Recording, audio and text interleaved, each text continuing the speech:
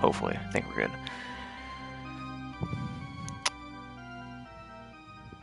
Should be good. Just double check everything here, because can't be too sure.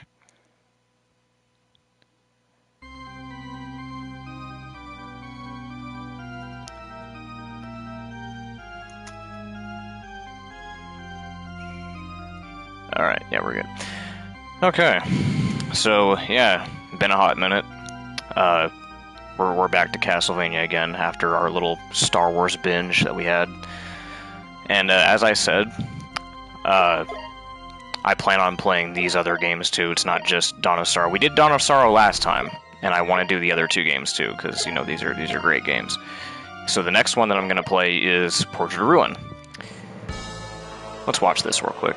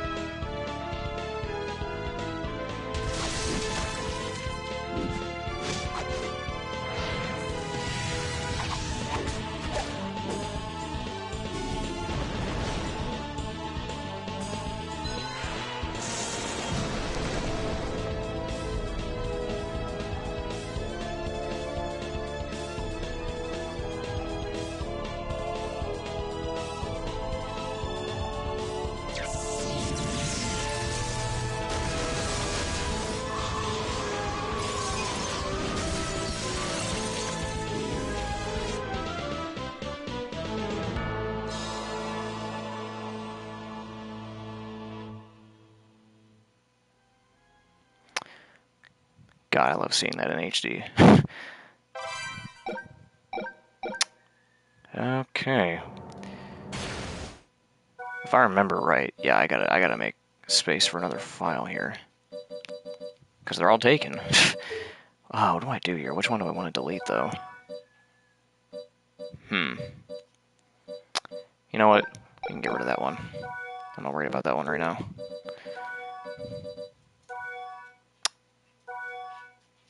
Just do normal. Call myself Durian. Oh, there's numbers. Perfect. I could put Durian 64. Oh yeah, that's right. The saying has the because again, this is a DS game. You can draw. You can just draw like a little picture for your file. If you don't want to do that, they give you presets. Let's do a picture of Jonathan, why not? Make him yellow.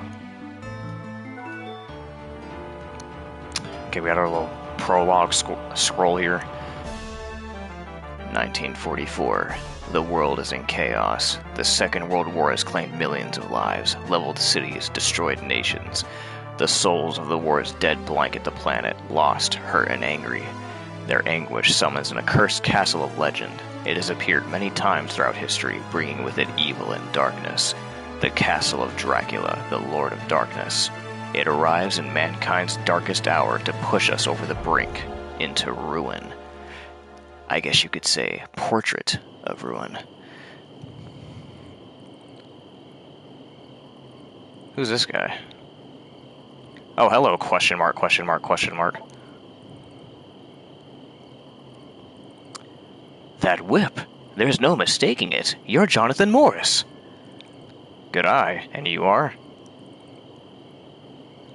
Ah, forgive me. I am Vincent Doran. That sounds like a dwarf name. Okay, so this guy's name is Vincent. By order of the church, I've been awaiting you. To think that the master of the legendary vampire killer would come here, a blessing indeed. Oh, we're just gonna cover her name up too? Too bad he can't actually use it. Charlotte? Can't you even pretend to play along for once? Okay, so her name's Charlotte. Well, that's the truth, isn't it? You can't lie to a priest. What? Are you suggesting that that whip is a fake, then? She's right. I can't use the vampire killer. This whip wasn't originally within my family. You've heard of the Belmont family, haven't you? Why, of course I have. They've used that whip for generations to destroy Dracula. And that family's related to the Morris family by blood. Been doing your research, huh? Unfortunately, the fact is, we're not the true successors.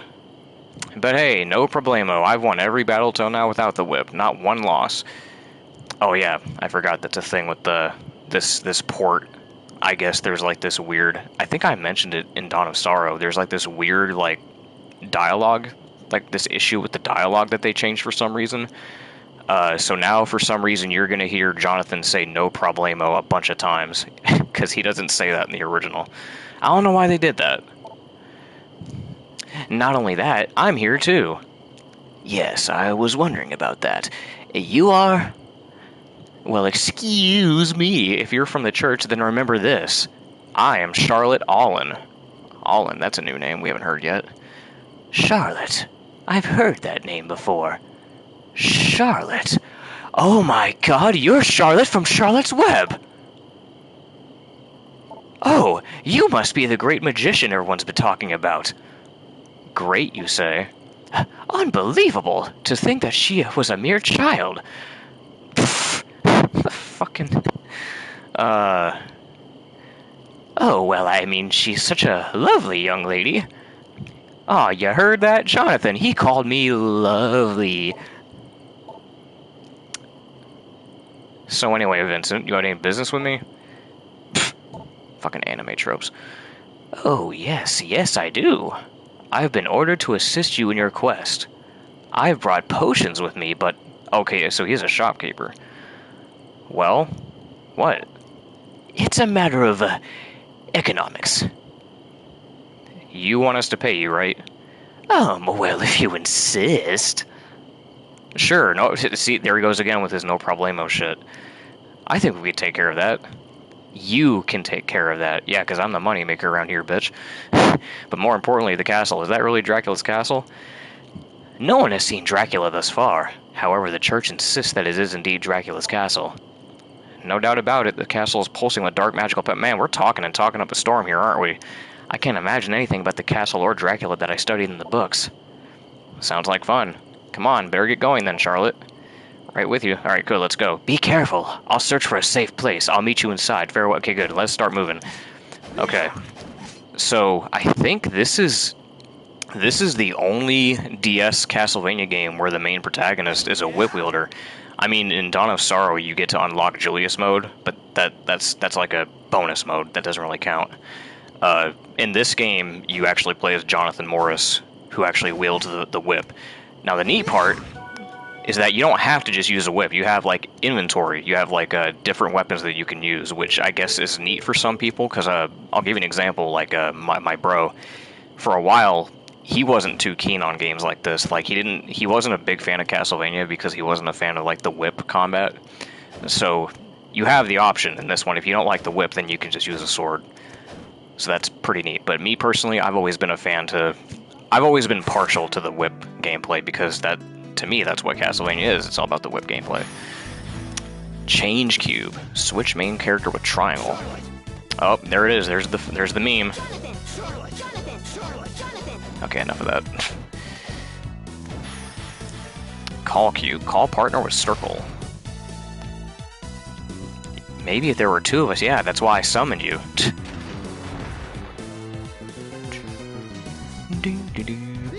Oh, we got zombies. Oh wow, they actually took 2 hits. I'm so used to them dying in 1 hit.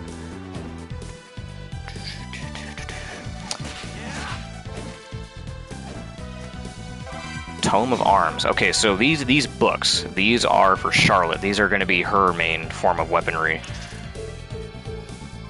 because she's the spellcaster. She's the witch. Ah, here we go. Short sword. See. So you're not just relegated to using the whip. You can switch to a sword, you can switch to an axe, spear, hammer, what have you.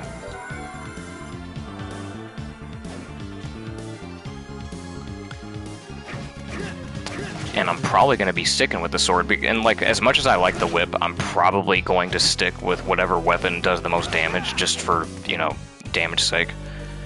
Because sometimes that is your best option. It's like, yeah, even though I like using the whip, I'm probably going to be better off using the sword.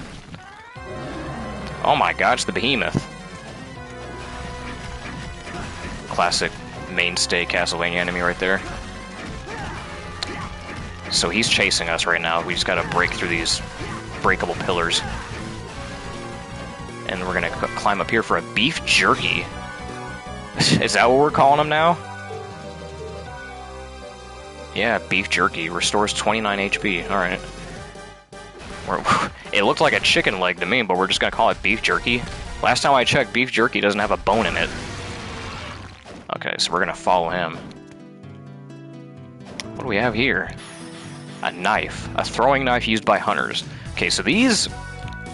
I should probably get into this, huh?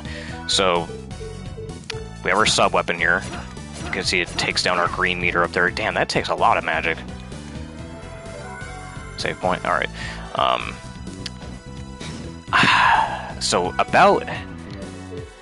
This game is interesting because I think there was recently an interview with Shitaro where he basically admitted that at some point in development, like when they were making this game, they originally wanted it to be a soul game, like a soul genre, like Dawn of Sorrow and Aria of Sorrow, where they wanted to have like the soul catching mechanic, basically, because I'm sure you already know this at this point, Igarashi really loves that mechanic. Like, it was in Order of Ecclesia, it's in Bloodstained, he really loves that mechanic. And I guess that was almost going to be the case for this game too. But Shitaro was like, no, I think we should put more emphasis on like a whip wielder, we should put more emphasis on like other mechanics. And so Igarashi was like, okay, yeah, alright, let's do it, I'll humor you, let's do it. And so this is what we got. So there's the remnants of it there, and that's why I wanted to bring up the knife, because the knife, or even like these scrolls here that we're gonna get for Charlotte, that's kind of what is left over of that mechanic a little bit, because if you defeat some enemies, they'll drop these abilities that you'll get. So it's kind of there. Like, what's going on, Plague Warden? I could see the soul working for Charlotte. Yeah, how would they do it for... See, that's the thing. Like, you can't... This is why I don't think Castlevania should be relying on that mechanic, because, in my opinion, that mechanic... Oh, I forgot it. I'm supposed to put Charlotte up there. That mechanic really only works for Soma Cruz, because the whole thing with him is that he's using the power of Dominus to obtain, like, the souls of monsters. That should only be the exception for him. Like, that shouldn't be a thing that should just be done for everybody. Like, there needs to be, like, a narrative, contextual reason as to why he's able to do that.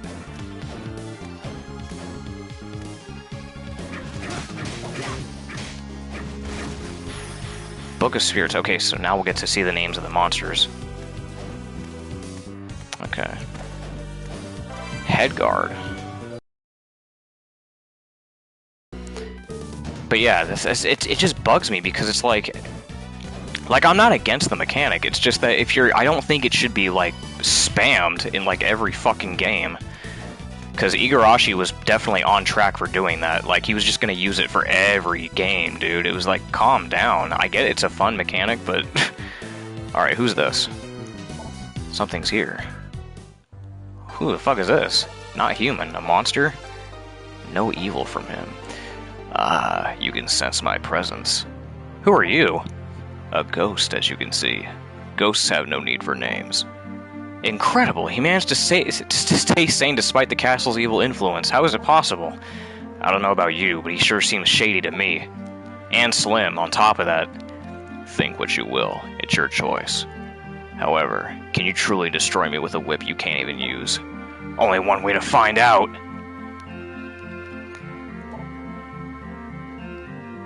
How do you know he can't use the vampire? Yeah, how do you know that? I find it very odd that a ghost is not controlled by the power of...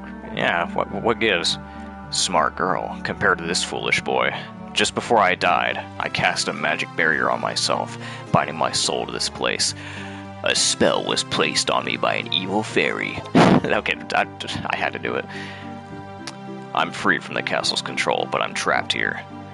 But a paranormal entity like you can easily be affected by magic. Casting a barrier that repels the castle's power is impossible, even for me. Just who are you?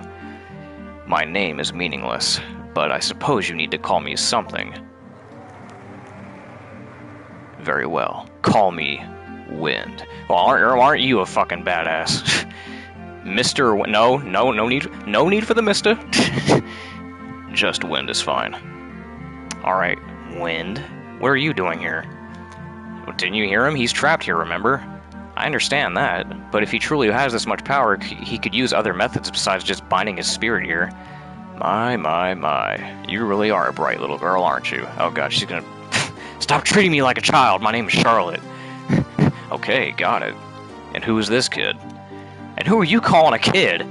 It's Jonathan. Jonathan Morris. The reason I'm here, simply put, is regret. I will not rest until the lord of this castle is vanquished. I thought I would lend assistance to those who might defeat him. But if you can't move from here, how could you help us? In spirit form, I am able to grant items and techniques I once possessed in life. I think they'll be of great help to you. In that case, please help us.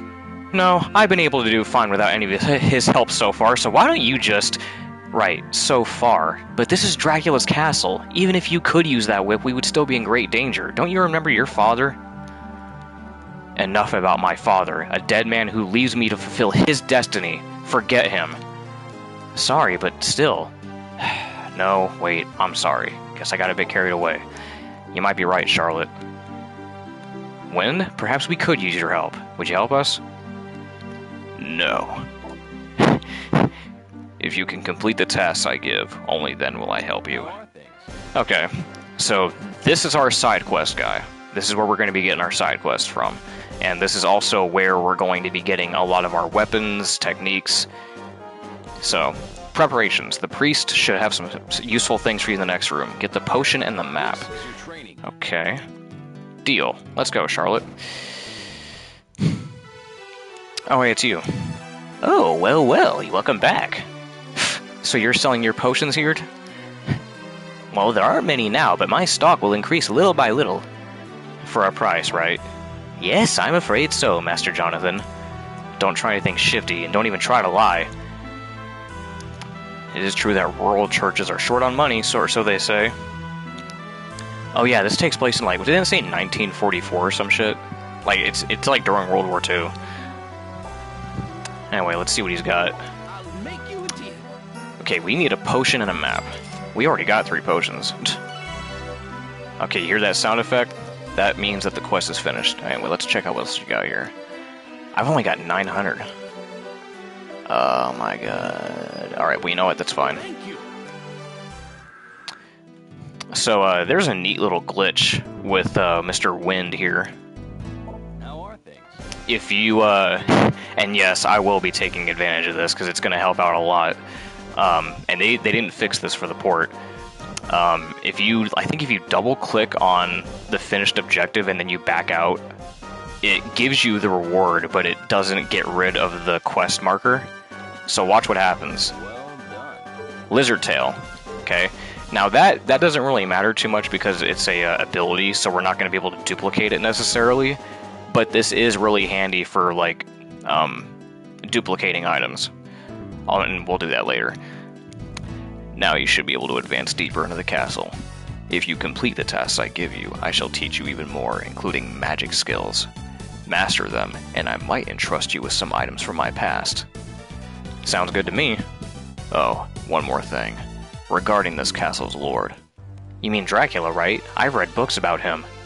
Dracula isn't this castle's lord. What do you mean? Isn't this place named Dracula's Castle? It is indeed Dracula's castle. However, the castle's lord is a vampire by the name of Bronner. I've heard nothing about him. As one would expect. His identity has been kept secret for years, after all. He infuses magic into paintings to increase his power. You will undoubtedly come across his paintings in the castle. Search for these paintings. He's using the paintings to make the castle's power his? Isn't he? Still, we won't have to face Dracula. That's good news, right? Be careful. His power grows stronger by the minute. No Jonathan, stop saying that. You fucking weirdo. We'll get you the revenge you've been waiting for. That's a promise. Trust us, Jonathan might seem unreliable, but he'd never break a promise. That's reassuring. Very well. Best of luck to you. Alright, let's go find those paintings. Yes. Time to make like Mario 64. So that lizard's tail ability that we got, you're probably wondering what that was. Well, that gives us the ability to slide. And give us access to this area. Alright, time for the Mario 64 antics. This painting, its power is incredible. Must be one of those paintings. Without a doubt. I've got it. Care to share? This painting's function. Bronner is using it to control the power of the cat. Yeah, that's what Wynn just told you. Well then, let's hurry up and rip it to shreds. Impossible. Anything we do will be pointless. From what I can tell, based on the theory of the curse amplification, this picture is a multi-layer pseudo-space barrier. A kind of paranormal phenomenon. Okay. And what's that mean in human language? Yeah, you speak, nerd. In short, I think of it as a series of walls surrounded the magic controlling Dracula's castle. The painting itself is just the outermost wall. As soon as you break it, it'll regenerate. It's unbreakable. How convenient. So now what? I'll sync up my magic with the painting so that we can enter it. That'll be the best way to seal the castle's magic away. The risk is quite high, though. No, dude, how many fucking times are you gonna say no problemo? Come on, what do we have to lose? Okay then, here we go. Get into the painting. Let's go to Bomb Battlefield. So we're in the painting now? Yep. Welcome to the City of Haze. And if you look in the background, we've got a nice, giant 3D building. Or 3D buildings. Death Mask. Is this thing weak to the whip? Because yeah, there are enemy weaknesses in this game, so that's another thing you gotta look out for. Only one damage? Come on, dude.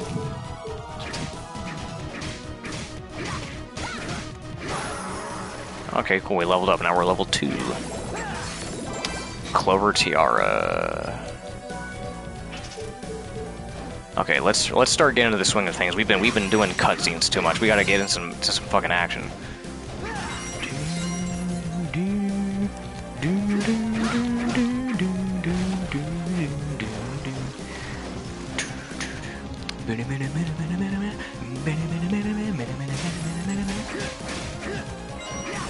Love this music. Mr. Giamatti is a fucking master at her craft. Curdle. Nice, we're getting some good equipment. We'll come back to this room later, because this is going to be used for a side quest. It's going to involve us hitting that meat. It's going to involve us beating the meat. Here we go, here's some armor for Jonathan.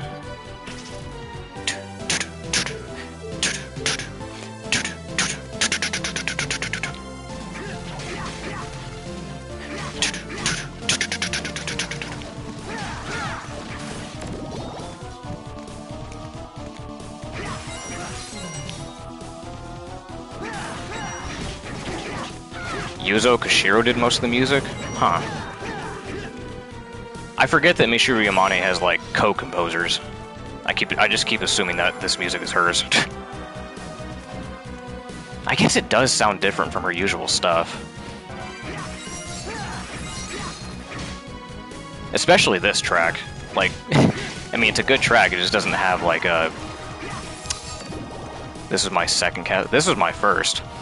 I forgot to talk about that. Oh god, this fucker. When I first got my DSi back in 2010, this was one of the first games that I got. Because I got 3 games with it. I had this game, Black Ops. I had fucking Black Ops on the DS. And I had Lego Rock Band.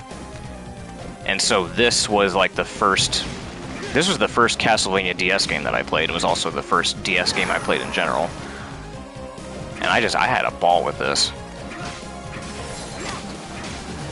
And that also reminds me, when I had this on the DS, most of you already know that when it comes to DS cartridges, the way that saves work on the DS is that save files are on the cartridge itself, which means that if you were to buy like a pre-owned DS game, chances are you would have like someone else's save file. And I was lucky enough to where when I had my copy of this game, someone had already 100%ed the game in its entirety. They had everything unlocked. All the characters, all the spells, all the abilities, all the equipment, everything. They had everything done. So I didn't have to do much work. I was just mostly just kind of like mostly riding off of like New Game Plus and shit like that. I mean, I would eventually play like the game on my own. Like I would eventually like play the game, start a new save file for myself, but I just find it funny that like when I got the game for myself, I got the game from someone who had already 100%ed it. I mean, hey, you know, he did most of the light work, that way I didn't have to do that, because there's that stupid thing that you have to do to unlock the axe armor. I think you have to kill 1,000 of them. Yeah, you gotta kill 1,000 axe armors to unlock that guy, and I'm like, thank God I didn't have to go through that work.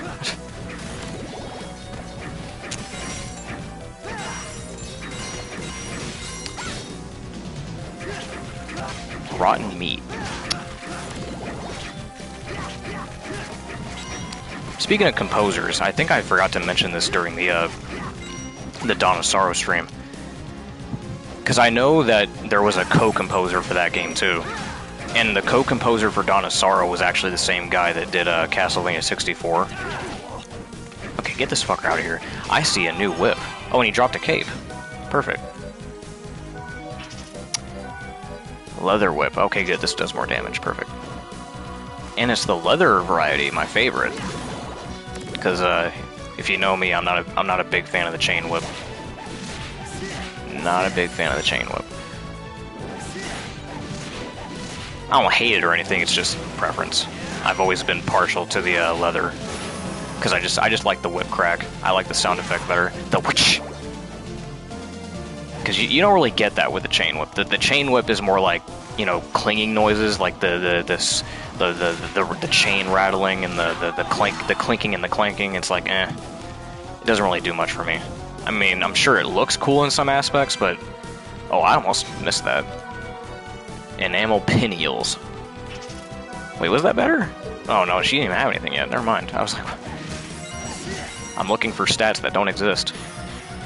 Holy Lightning. Okay, so this is our first duo spell, or dual crush rather. This is a big move. This takes a lot of magic. It's basically a spell where both Jonathan and Charlotte do like an ability. Let's show it off right now. Or can I? Can I? No? Is that too much magic? Is that seriously too much magic for me to use right now? I wonder if I can use the other one, probably. I could probably use the other one. Ah, there we go. Okay, yeah, that basically sums it up right there.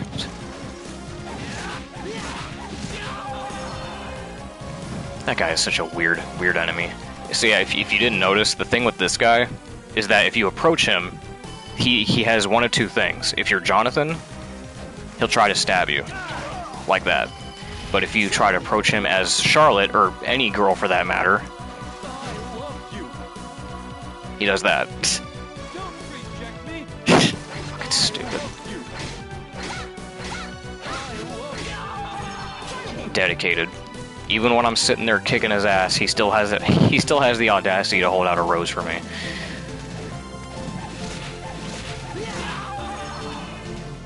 I wonder what the whole intent behind that guy was. Like, what? Like what was going on in the developers' minds when they were making up that enemy? It's like, okay, let's make this guy look like Henry VIII, but also make him a pervert.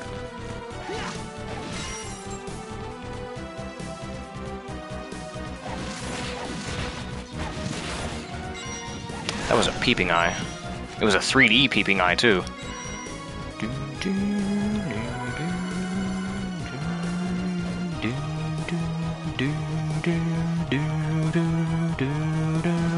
Okay, this can be a little tricky if you don't know what you're doing. They want you to put one character here, and then hit this lever, and as soon as you hit this lever, you gotta get back in the cart. Like that.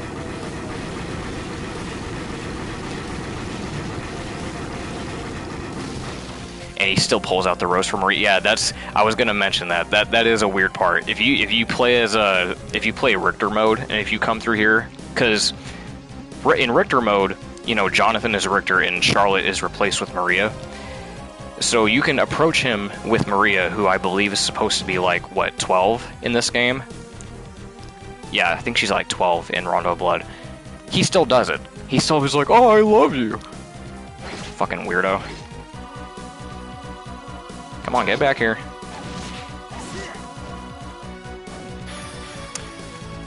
Wait, skill cube. Oh, I think I know what that's for. I skipped over the dialogue. Fucking, oh, I love you.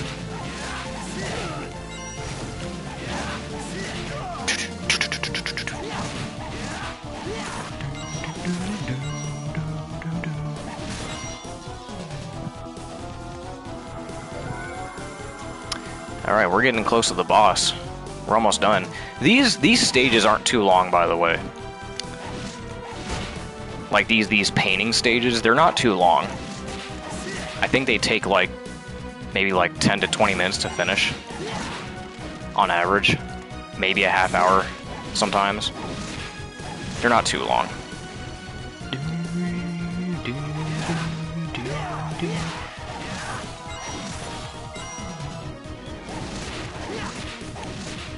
I don't know, like the ages, they keep, her age fluctuates from game to game.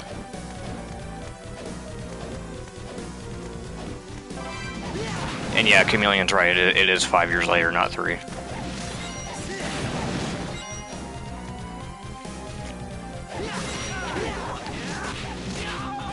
Because from what I was checking from like the wiki and whatnot, it always said that she was 12, so.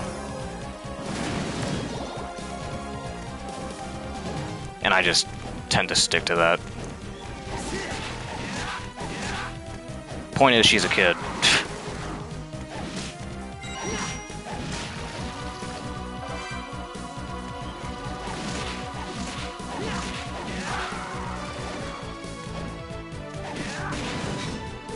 Oh, just sitting here trying to look at my map, but the map's right there at all times. What am I doing? Fuck you, Zakino.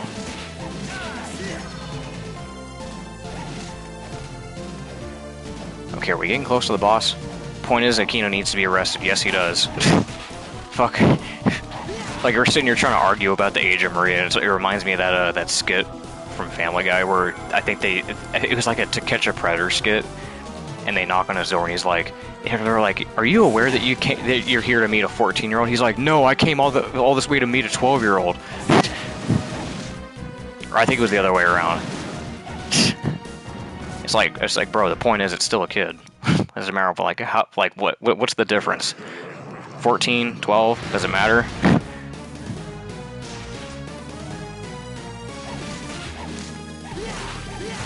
Okay, so we're fighting the Dolahan. This guy was a tough bastard in Rondo of Blood. Not so tough here. I think if you get hit by these moves right here, it curses you, so don't get hit by those. Oh, he hit me with his sperm projectiles.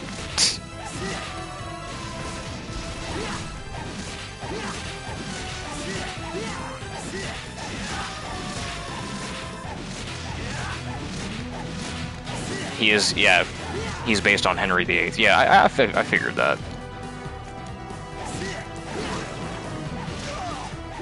I think that definitely was the, because he just looks like Henry VIII. That's, like, I just want to know, like, why they went with that personality. Like, why did they make him a gag character? Which, oh no! That's fine, we saved. I just want to know why they made him a gag character, though, because, I mean, there's a few gag characters in this game. This game has a few, like, funny characters, like the skeleton bartender, which I don't think is in this stage. I think he's in a different stage, maybe. I think so, yeah.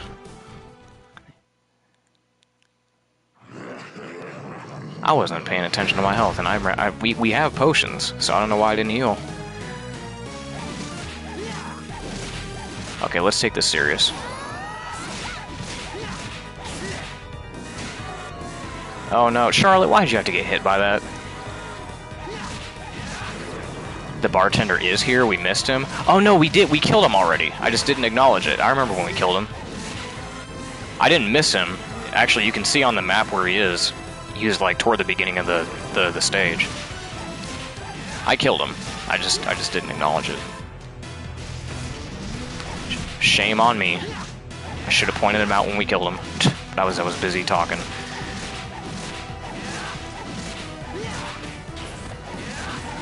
Okay, don't get hit by that, you okay, I guess it doesn't curse you?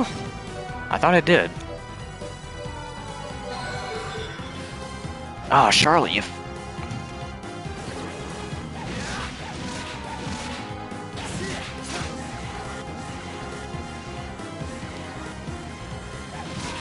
yeah, get your stupid sperm projectiles away from me. There we go.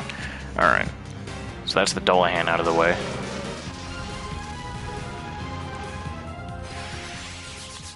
And grab the orb, and there we go. Got our health back. That monster just now seemed to be the core of the magic energy. Meaning Bronner can't use the castle's power now? As if it was that easy, like the game's going to be over right now just because we got rid of this one painting. No, not quite. His control of the castle's power has decreased a bit, but... Decreased a bit? I think there's something else. My, oh my. And who are you? I knew I smelled something. Seems like some maggots got inside. A vampire? My, such attitude. You dare disrespect somebody of my caliber? I am a lady. Lady Loretta. You probably think your little victory has weakened us a bit. However, I do have some tragic news for you. This wasn't the only one of Father's paintings. I know that. I can obviously tell by sensing the movement of the magical energy. What an amusing sight. A child who fancies herself an adult. Is this just going to be the whole running joke of Charlotte? Is it just we're just going to keep calling her a kid?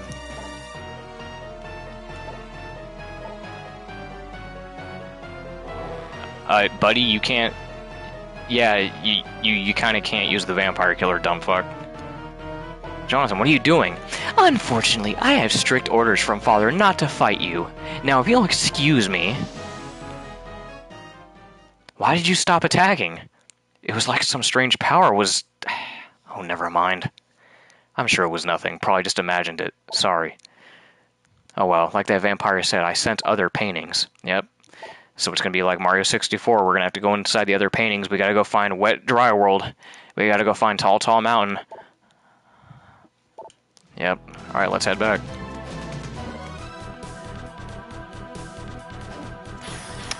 Acrobat cube. Spring off a partner's shoulders to jump again in midair. Okay, so this is an interesting mechanic. So instead of just giving you a double jump, they want you to jump off your partner's head.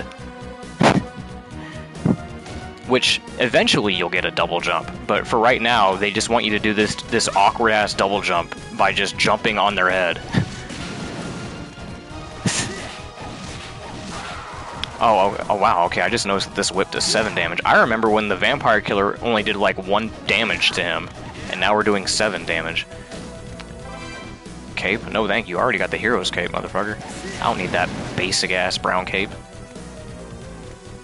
Thick glasses. I'm gonna hang on to those. So, okay, I'm gonna say this right now. So, remember Wind, Mr. Side Quest guy? There are some quests that he'll give you where it'll require you to gather like a certain set of like items and equipment. And sometimes those items and equipment that you have to find are finite and you can only get them once. Like those thick glasses that I just got, those are the only thick glasses in the game. And you can sell those. If you sell those glasses, you cannot complete that quest. And you cannot get the 100% reward. So keep that in mind. So basically what I'm telling you is that make sure you are very careful with what you choose to sell. So if you just pick up an item off the ground, don't sell it. Just be frugal. Just try to, if you want money really badly, then just like break candles or something. I don't know. Because, yeah, I've already made that mistake on one of my files. I was like, because one of the quests, he says, oh, find 3 find 3 nuns' clothing. And I sold one of those, and you can't get any nuns' clothing from any enemies. They're not drops. You have to find them on the map. So, yeah, gotta be careful of that. Because I'm pretty sure there is a quest coming up where he's going to ask us to get the thick glasses. So I need to make sure that I hold on to those. Oh, I think there's one up there, actually. Is that the ribbon? The velvet... No, that's... Okay, that's something else. But actually, we're going to equip that.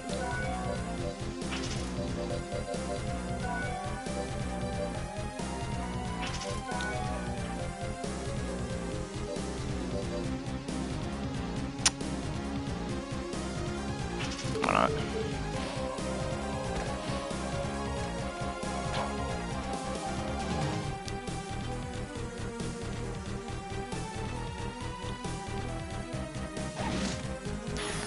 Push cube. Okay, so now we can push heavy objects if we call on Charlotte, but we're not going to go down there just yet. We want to explore the rest of this map. Level up. This is a cool looking enemy, by the way. It's only in this game, sadly. And now we got this whole row of axe armors. Good lord. And hiding behind them is a concentration boost. Okay. I don't think I'm ever going to use that.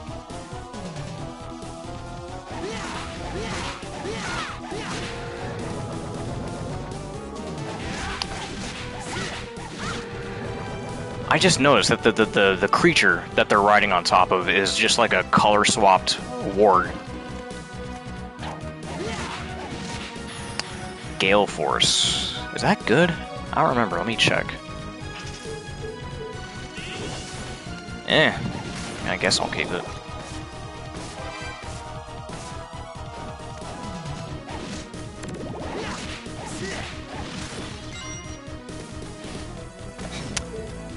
I keep pausing the game out of instinct to look at the map, but the map, again, map's right there at all times.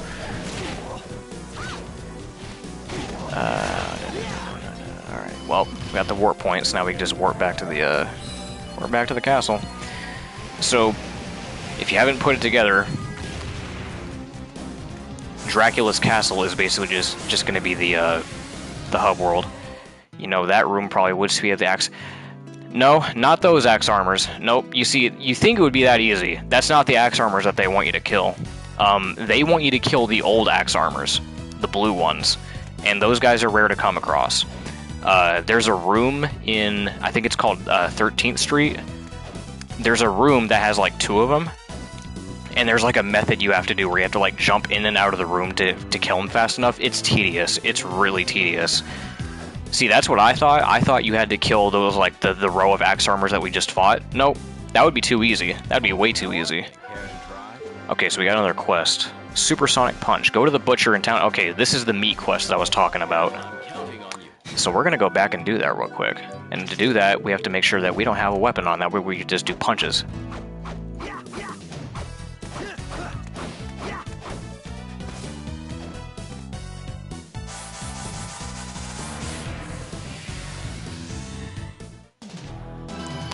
Yeah, we're gonna go beat some meat.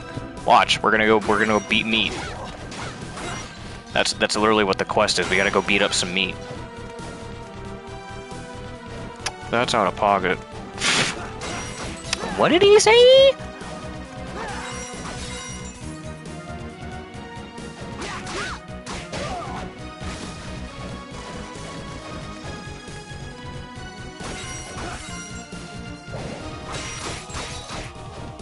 Alright, ready to beat some meat? Okay, they only give us 3? Alright. I did that, I was jumping around the meat because I know that if you grab the meat, they won't drop it anymore. It only drops for that specific quest, so if you finish the quest and you try to punch that stuff again, it's not going to drop the ground meat. That's why I did that. So we only got 3 out of it, but it's whatever. Just came into pest. Yeah, I saw what you were doing. You were just kind of repeating everything that I was saying. this game would have been fun to have a proper co-op mode for. Yeah, I agree. It's weird because it had a quote-unquote co-op mode. There was like a weird multiplayer feature where it had like what was it, like a trading feature? It was really weird. I never really got to experience it much because, well, I never had any friends to play this with. But there was like some semblance of a co-op mode. Okay, let me show off this little glitch. What weapon? Bullet punch? Alright. So you back out. Oh, wait. What? Oh, did I fuck... Wait, did I fuck... Oh, I was supposed to press pause, I think. I think that's the button I was supposed to press. Actually, you know what? We have a rewind. We have a rewind. Let's check that real quick. I want to make sure I'm doing this right. Okay, so it is pause. It is the pause button. Okay, so you press pause when you press it twice. So you press, you accept, pause. Accept, pause. Accept, pause. There you go. So now we've got, like, 4 bullet punches. What does this look like? Oh, look at that. He's doing like a... doing a little flash punch.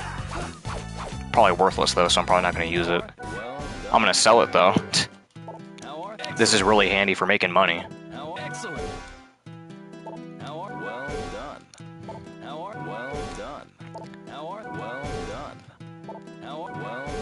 Fuck you, I'm having fun. Okay, that's enough. Alright. Alright. Let's go sell the bullet punch, make some money. Hey, Vincent, I'm gonna do a money flipping scheme on you, buddy. Yeah, see, get fucked, Vincent. This is what happens. You don't want to lower your prices, then guess what? I'm about to do a Ponzi scheme with you, motherfucker. All right, where's my where is it? Where's the bullet punch? There we go. 20,000. Thank you. All right, what do you got? What do we got here? I already bought the second map. Justo Core. That's really good. I'm taking that. Silk Hat. What, you snagged that off of Saint Germain? Oh man, look at all these items, man. Look at this. We would not have been able to afford any of this stuff, by the way. These are like these are all costing like 4,000, 5,000. These are expensive. So I do appreciate that we're getting this early. That's good. That's really good. Forget Me Not? Why not? Let's take that. Holy Mantle. Oh, that's 10,000. That's good stats, though. You know what? Good. We're stacked. We're stacked.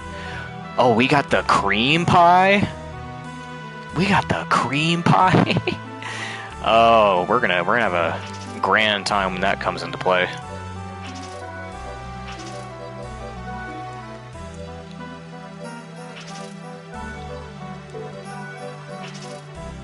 All right, Charlotte, your turn.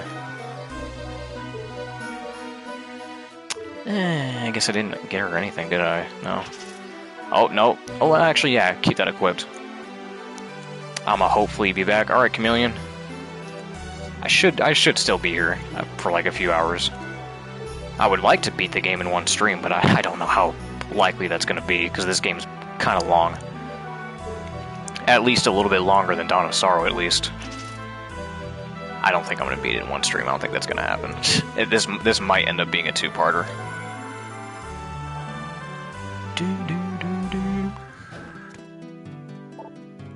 Alright. We're stacked right now. Let me see what that pie looks like. So stupid, dude. How much damage does this do? Pitiful damage. I mean, that looks about right. Hold up. Get a weapon out.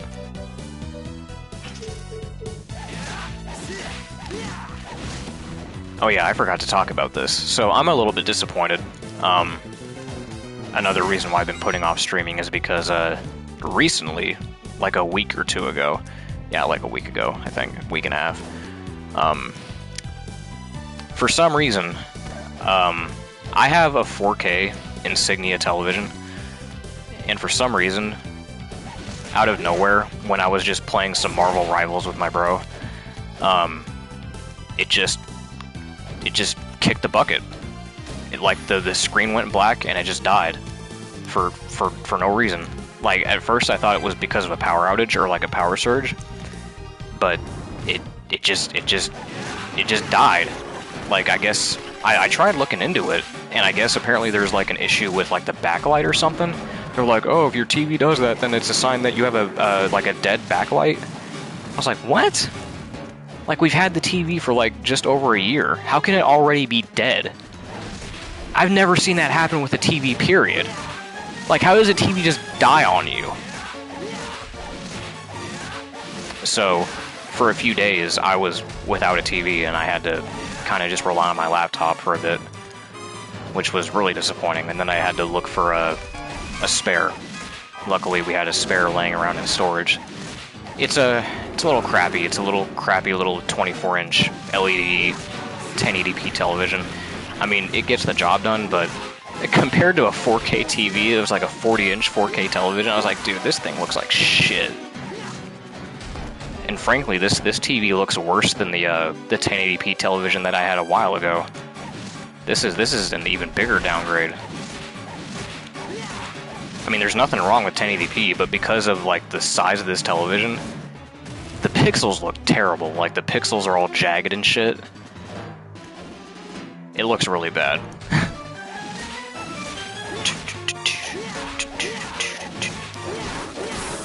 Yeah, we killed him with cream pie. I'd shower you with coconut cream pies. Alright, that's enough of that. Okay, so we can't push that yet. That's a little too heavy. And there's a secret down here that has a combat knife. Ooh, I don't think it's going to be worth a damn... Oh, it is! Okay. Okay, I thought it was going to be worthless, because I know in Aria of Sorrow, like, the combat knife is, like, really good. It's like the best, like, early game weapon for like a while. I'm surprised I'm actually going to use it. I love this track.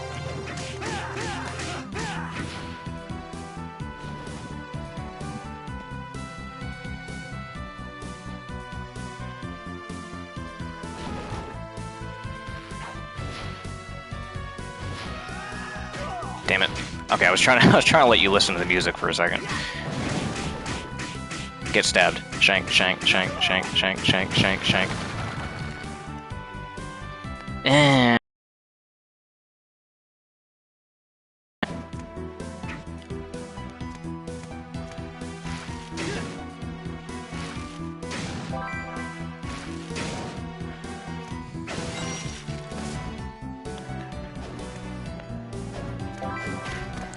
I don't know what it is about this track. Like, when I hear this track specifically, this track takes me back to my high school days. Like, I mean, this game in general reminds me of my junior high days. But, this track specifically, I don't know what it is about it. I think it's because, like, whenever I was playing this game at, like, friends' houses or relatives' houses, this is often the stage that I would be on.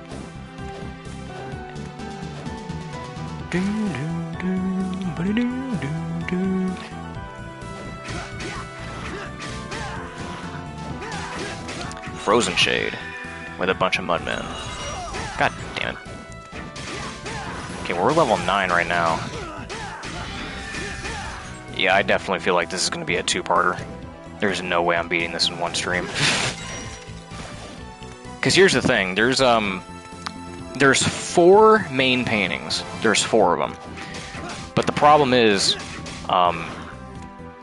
this game does that bullshit where it makes you want to retread the same stages again. So there's technically 8 paintings to go through in this game. And even though the stages aren't that long, you know, they add up. You know, the length of time eventually adds up. So even though, like, for instance, the painting that we just went through a bit ago was like, what, 20 minutes? 30 minutes maybe? 20 minutes? You know, that eventually adds up. You do like 20 times 8. You know, that's a lot of time.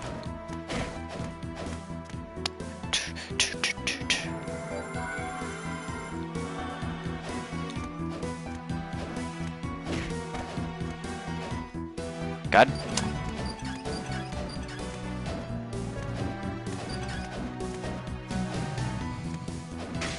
Because, like, with Dawn of Sorrow, all we had to do was just go from point A to point B, and it was all on the same map. this one, you know, Dracula's castle is basically like the hub world, and we've got to go through a bunch of like a bunch of small, segmented worlds that we have to go through. There is a secret down here. It's a super potion, yeah, or HP max up rather. Okay, I think I'm gonna. All right, you know what? I'm switching back to the whip. I don't like having to get up close in people's faces and keep shanking people. I just want to get good damage from a distance. There we go. It takes just about as much time to kill them anyway. Because, like, even though the whip is doing more damage, you know, the animation, like the charge up, like the attack speed, the rate at which I'm attacking, you know, it evens out with the combat knife.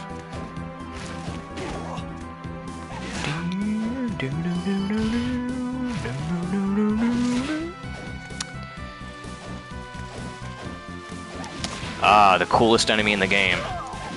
Dragon Zombie. A lot better than the Dragon Zombie from Circle of the Moon, I'll tell you that much. Fuck that thing. I like how he's got a sword just right impaled through his skull. In through his mouth. God damn, die, dude. You're about to push me yeah, back off a little bit. You're about to push me back through the through the room. Back through the doorway.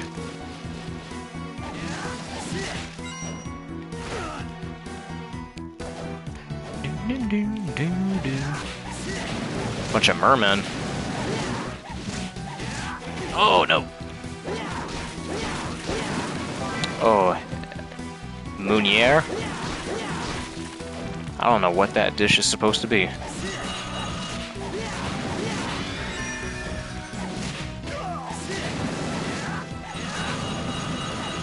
Back, nope, back up.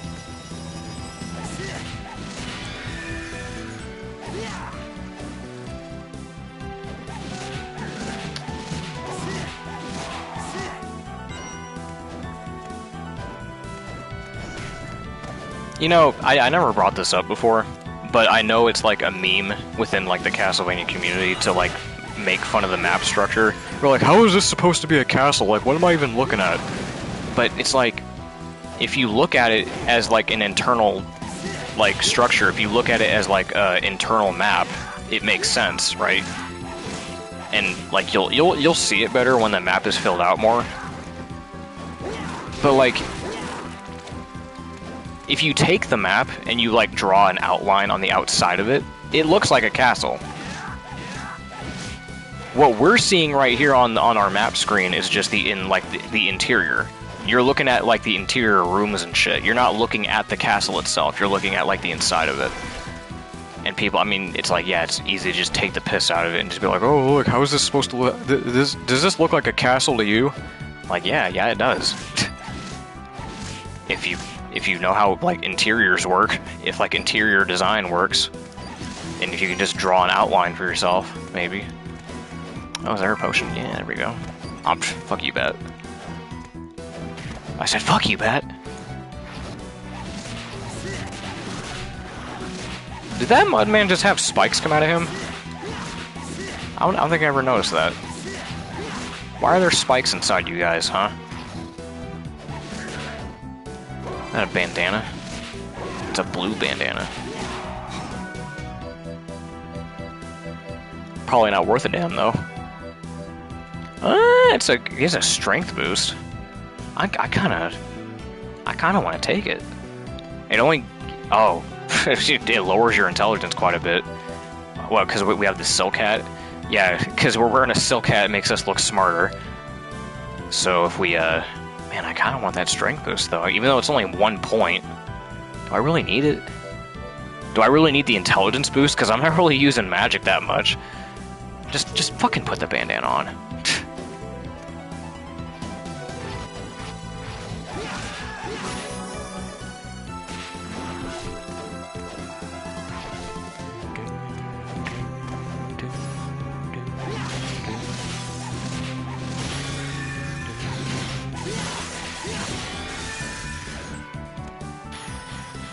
Ice Fang. I think that was in the shop. Thank God we didn't buy that.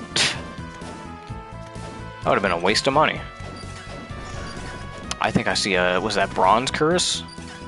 Or copper? One of the two? Copper. Okay, yeah. And I'm willing to bet that that is also... oh, it's good. Well, just by 1 point. I kind of want the juice decor because it looks fancier. Oh, man. Do I really want that? It's only 1 point. It decreases our other stuff by a bit. I'm gonna leave it alone. It's just 1 point. I'm not gonna worry about it.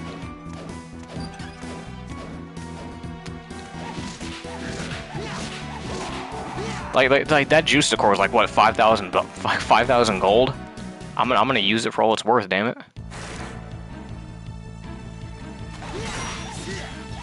Oh, fuck you for crouching.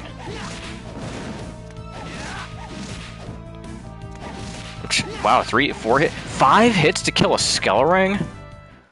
Uh-oh, a death? What voice do I want to do for him? I thought you would appear, the one who imposes upon my master.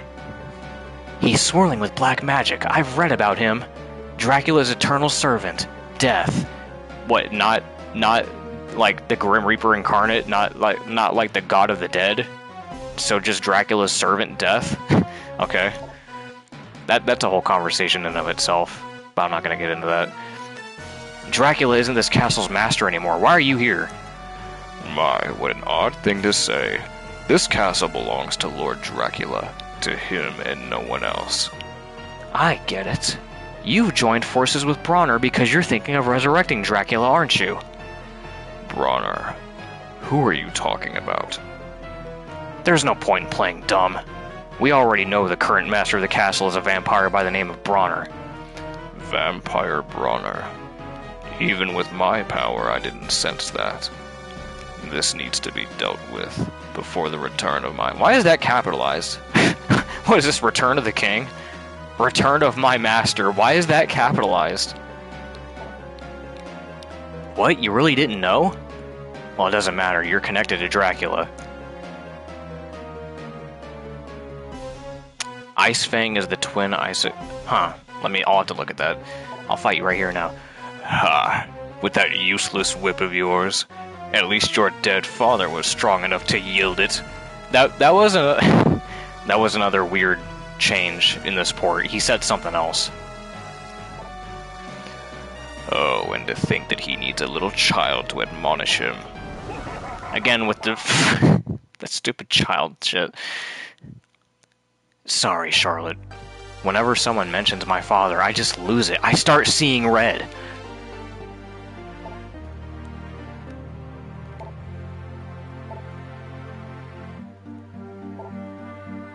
Yeah.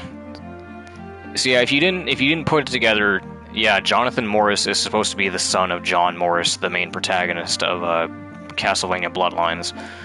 And he's talking about how his dad died and how he left him with the whip.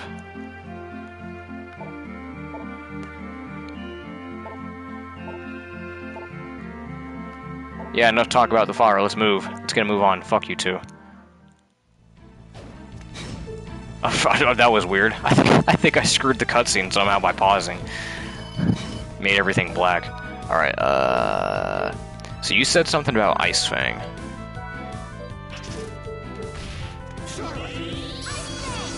Okay. Now let's go check what was in Vincent's shop, because I thought he was selling Ice Fang.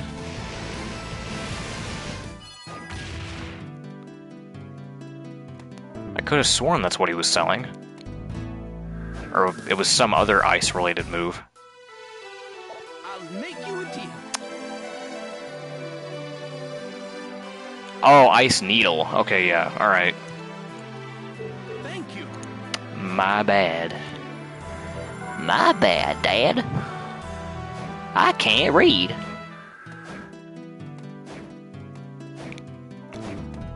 Why aren't you running? Well, I can't read.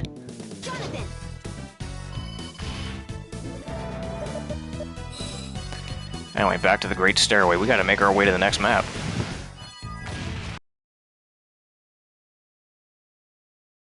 moseying along. I guess well, does it really matter if we go this way? So it's just a long hallway that just goes to that one dead end that we can't get through. And we got a bunch of Persephones. I don't know why they look like this. I don't know why they're these maids with these giant skull vacuums.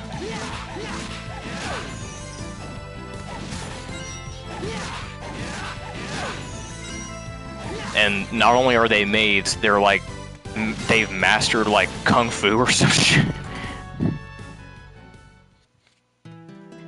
Okay, yeah, so see, it just takes us back here. Just wanted to fill out the map. We can't go up here either because we don't have a double jump. But don't you worry, we're gonna get a double jump. The fuck was she about to do? Was she about to do that Kikoken move that Chun-Li has? I think that's what she was about to do.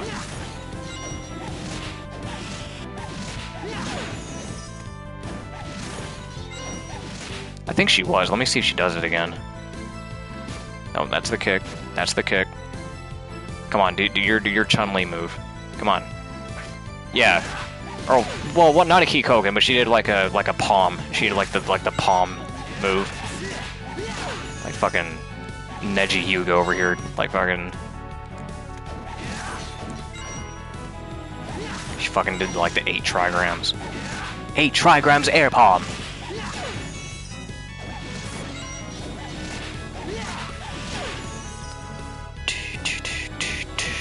I just like the instrumentation of this game, like the instrumentation that they choose for a lot of these tracks. I don't know what instrument it's supposed to be. It sounds like an oboe, but I don't think so. Don Quixote. The Don Quixote? 11, okay. I don't use Charlotte enough, but one thing I do like about her spellbooks is that depending on what book you choose, they have a different effect when you open it. Like right there, I love that effect. I love that. It's Don Quixote riding on his horse.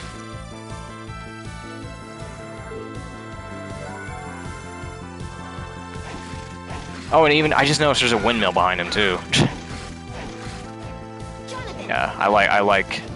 Even though I don't use her a whole lot, I do like her spell books. Oh, we've got a boss coming up. Yep, I remember this fucker. So this boss is a little weird. So this is one of those bosses where you're gonna have Charlotte like attack this pot. And the more that you attack the pot, that's what summons the boss to come out. So we're gonna have her just sit here and hit this pot, and then I'm gonna worry about hitting him. Now you want to be careful not to spam your attacks too much, because if you hit that fireball that comes out of his mouth, or that projectile that comes out of his mouth, it will launch smaller projectiles onto you. So you gotta time it.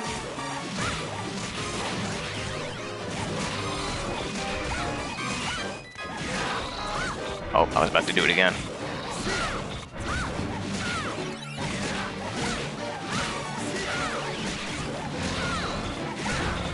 Oh, I almost did it.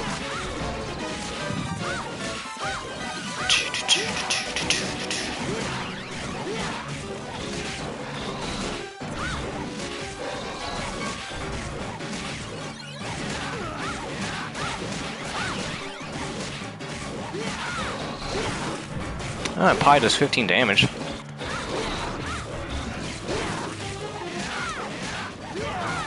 I mean, it probably wouldn't do any different than me just whipping him, because I still have to jump really high to hit him. Yeah, and I can't spam it.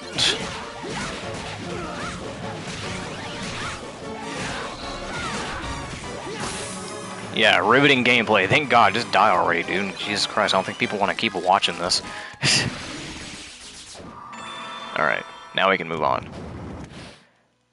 Now we can get to the other stage. Oh, is this the double jump? There we go. Stone of Flight. Double jump. Thank God. I don't have to keep jumping on Charlotte's head.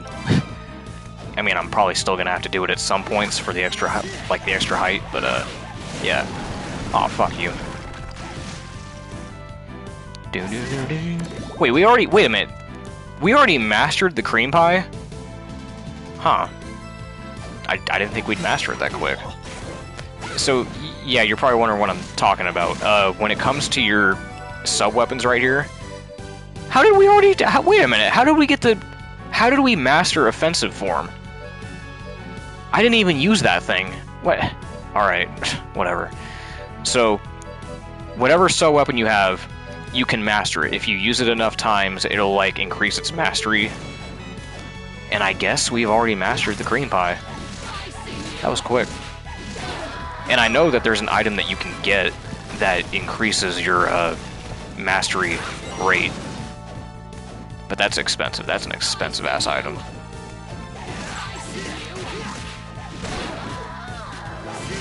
Well, actually, I think you get that from I forget. Do you get that from Wind? I think that's a shop item. I think. I'm pretty sure that's a shop item.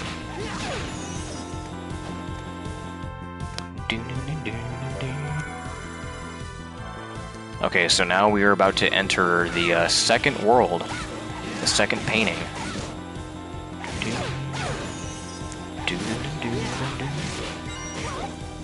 What?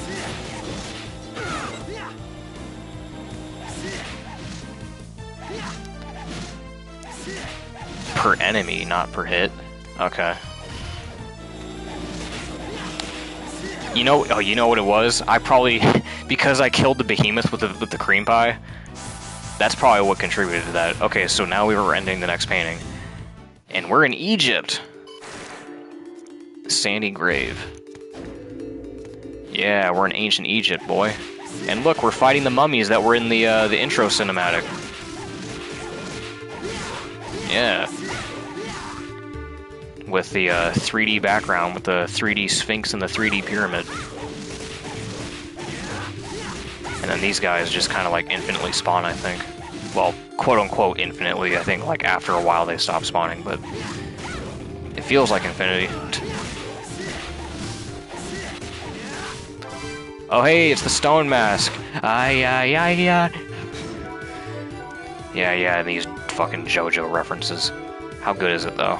Yeah, that's fucking garbage.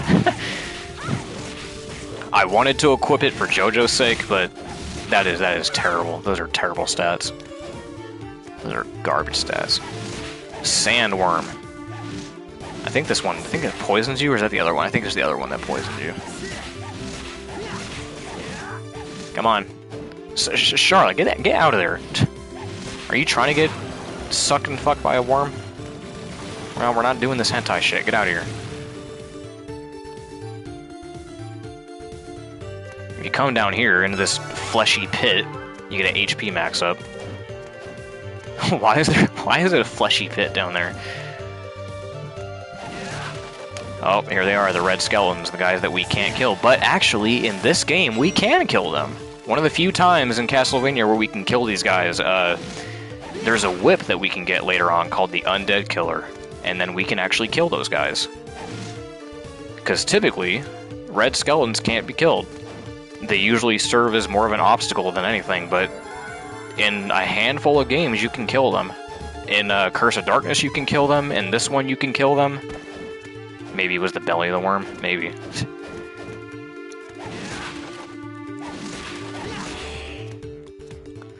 And I think in Dracula X Chronicles you can kill them.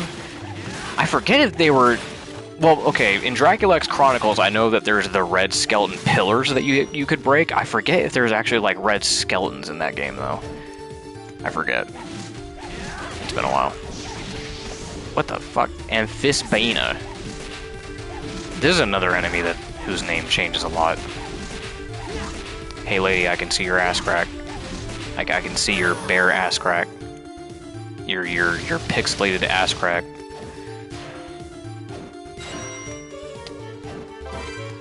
Diamond Brooch. Yeah, if you stand on these, then the like lasers will activate. But you just jump over it.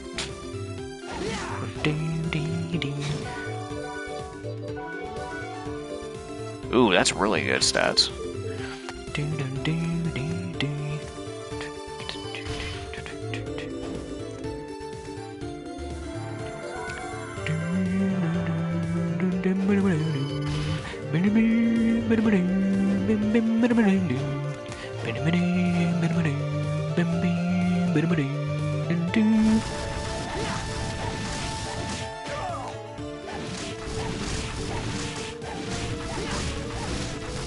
Why are these ghosts taking 1 hit point? Come on, man. The damage is so weird. Oh, I forgot I had a steel whip. What am I doing? Like, bro, I am not paying attention.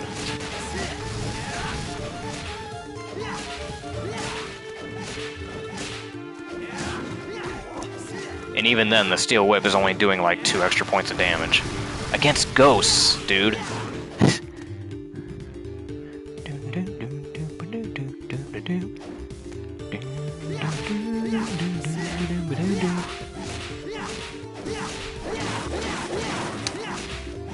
Dragon zombie. Come on, you should die. You should die quicker this time, right?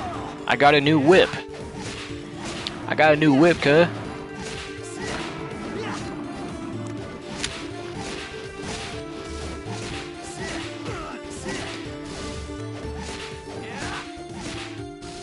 Even the mummy, like, come on, man. Like, we're still dealing, like, the fact that we still have to whip those guys like 3 times is ridiculous. Because we've got these white dragons. Okay, at least their names are the same. That's one thing that bugs me about Castlevania, is how, like, every game, they just keep changing the names of these enemies. Like, in one game, they'll be called Cthulhu, and then the next game, they'll be called the Devil, and then in the next game, they'll be called Malachi, and it's like, Jesus Christ, dude, make up your mind!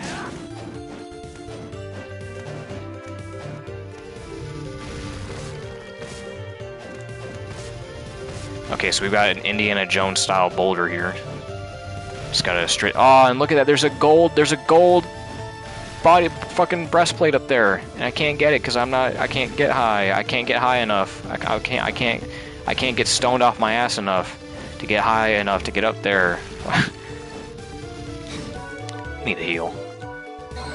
Oh, I didn't mean to use 2. God, I thought they were gonna give me the "Are you sure?" prompt. And I instinctively pressed the button twice. God damn it.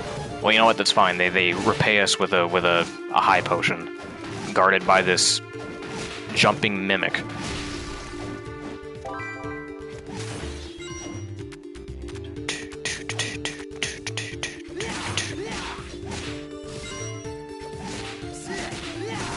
Fuck off. I see you, ectoplasms. Get away from me.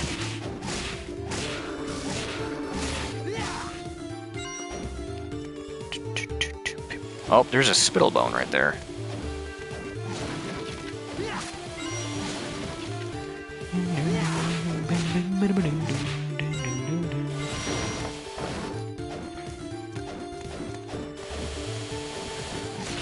I remember when I was playing this, I was going through a really big, like, Egyptian mythology phase. So this level was like a dream come true for me. I was like, oh my god, an Egypt level. 1,000. A Richter move, rather. Attack with a hail of knives. Yeah, so you'll recognize what that move is. That's the, yeah. That might come in handy for a boss.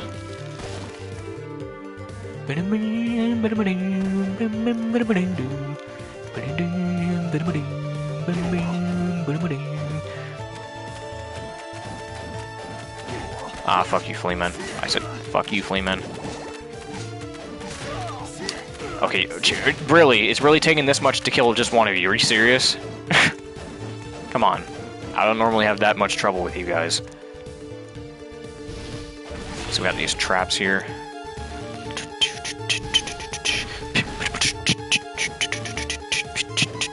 Oh, hey, bone pillars.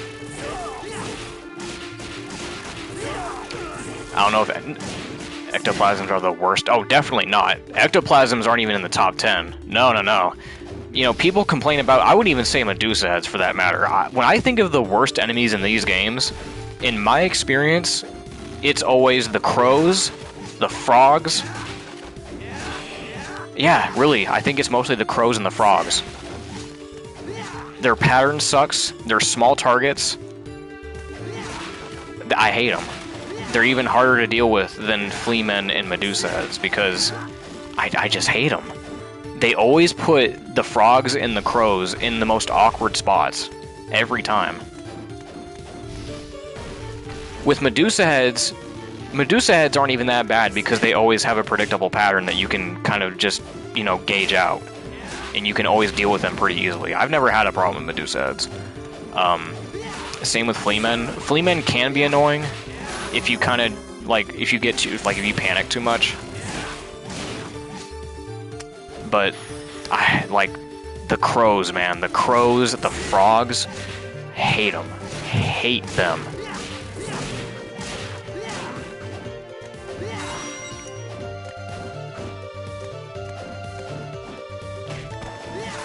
I mean, yeah, ectoplasms suck. They do kind of suck because they float around and they can be... Their speed can, like, fluctuate.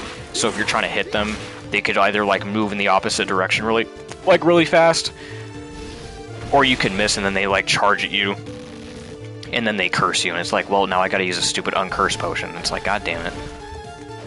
So, I mean, they are annoying, but they're definitely not, like, the worst. They're not the worst thing in the world. Oh, cutscene.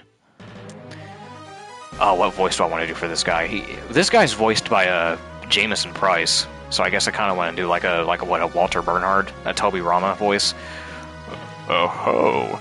I'm a bit surprised to find you inside my painting. You must be Bronner. How dare you! Show my father some respect! Calm yourself, Stella. What could they possibly know about respect?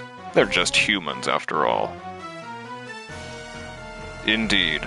I am Bronner, master of the castle. Are you trying to revive Dracula? What the hell are you up to? Dracula, you say? What a joke, right, sister? Watching these ignorant brats get worked up can be so entertaining. It seems you have no intention of reviving Dracula. Why should Lord Dracula be revived? In the last few centuries, he's failed at controlling humanity. I will wait no longer. For the sake of my beloved daughters, I will take this world from mankind. Humans bring death and ruin to everything of beauty. If you're not after Dracula, why has the castle been resurrected? Lord Dracula's power is great. I recognize that. And through this castle, that power will allow the world to be reborn. You only want to use Dracula's power? But it shouldn't be possible to separate Dracula from his magic. Oh, but it is. What a clever young lady. So long as I possess the power of the painting, I had no trouble at all. Father, you need not waste your time on such insolent pests. What did you say? Yes. Please show them how utterly pathetic they are. Well, no need to be hasty, dear. At the moment, Dracula's faithful servant is sniffing around my castle. Disposing of him is our first priority. But father... You two have nothing to worry about. Please, retire to a safe place and get some rest. Oh, you're gonna put them in paintings? Yeah, that's kind of his whole gimmick. He's an artist, you see. You heard me. We can dispose of this trash at any time. Oh, he's even got a painting for himself. He's even got a painting for himself. We finally met this Bronner. He has incredible power. Just the sight of him could drive an ordinary person mad. Yeah, it would have been messy. If only I could use the whip. Look, at least we're alive. Yeah, but I'll make him regret ever crossing paths with us.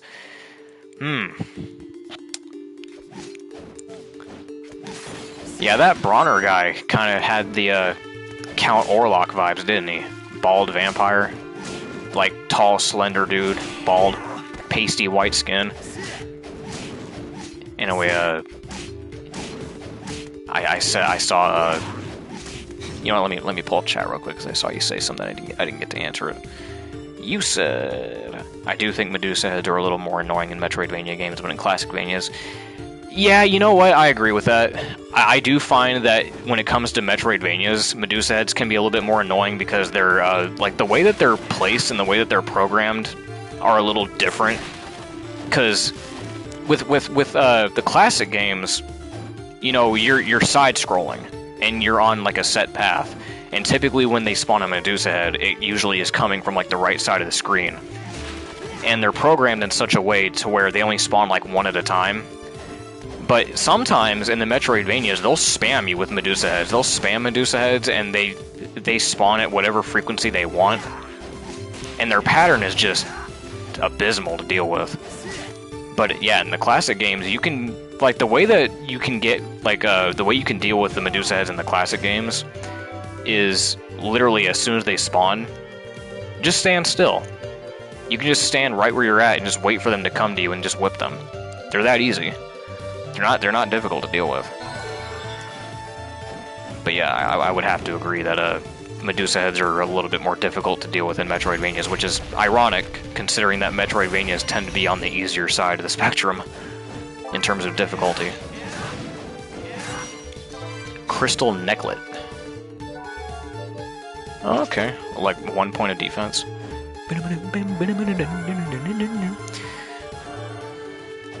I think we're getting close to the boss. I think so. Yeah, I think we're getting close, kind of. This room right here is the boss room for the what would you call it? The Dark World version? Is that what we're gonna call it? The Dark World version of this stage? When we come to the second version of this stage, this is where the boss room's gonna be.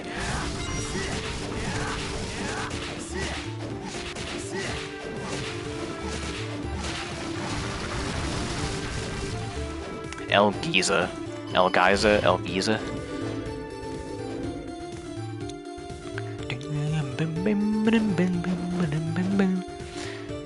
should probably start filling out this map, as best as I can at least, that way I don't miss anything. Because sometimes they'll put a really useful item in here, and I don't want to miss it. And I don't want to miss a thing. Oh, I definitely don't want to jump down there, though. That's going to set us back.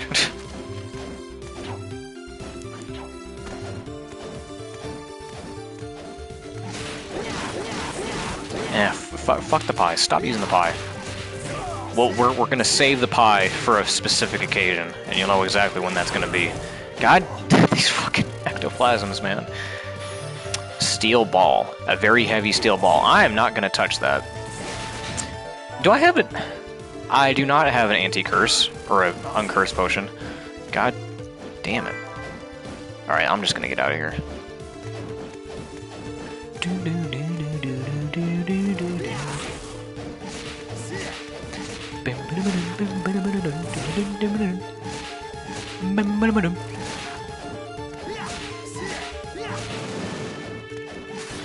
I'm sorry that I keep humming this music, it's just so goddamn good. It's an earworm. Castlevania music is always an earworm. Oh, I'm about to die.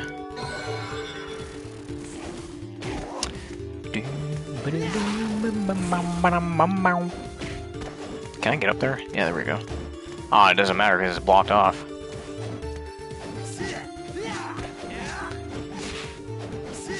Die already. Oh,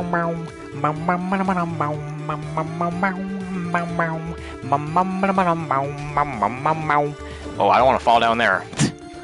I know there's stuff down there, but I would have to walk all the way back up again.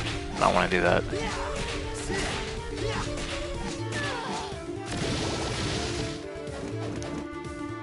I'm not going to be super anal about getting like the map completion in this run. I'm not going to be super anal about that.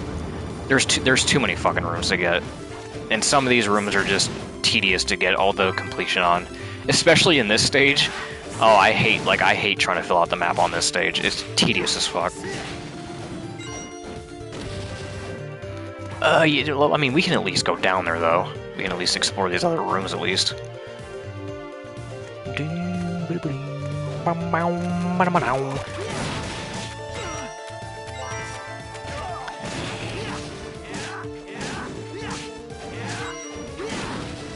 Can we get out?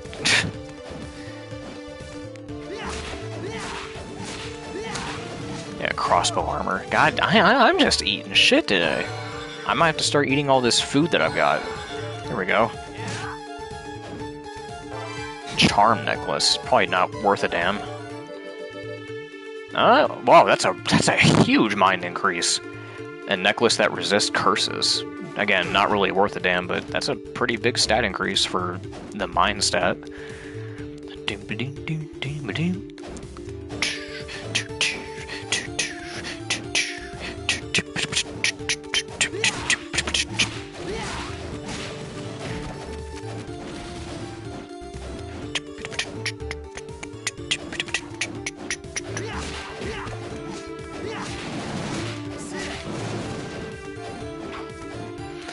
Alright, now I think we're getting to the boss. Is this the warp room down here? Yep. Then we got the save room up here. And then we got the boss.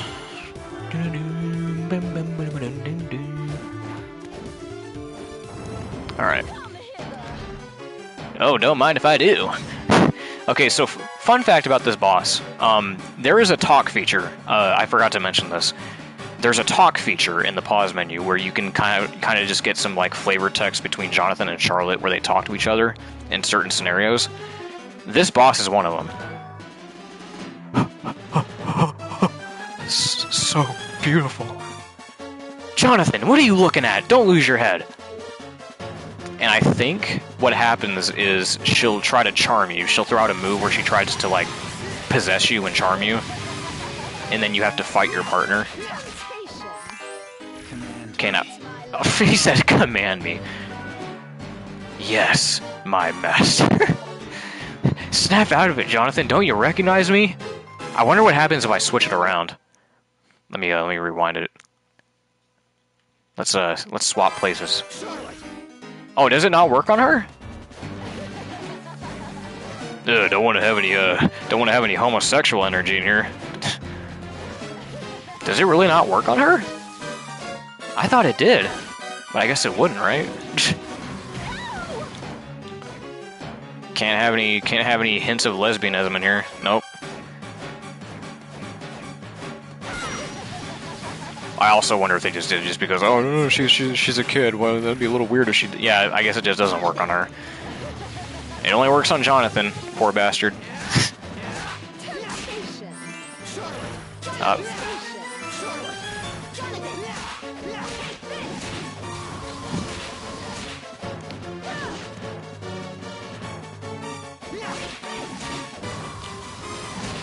Well, that's going to be Astarte's biggest weakness, her homophobia. She just refuses.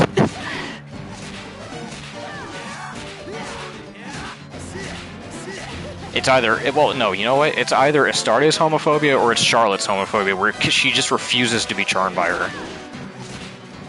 Maybe it's both, I don't know.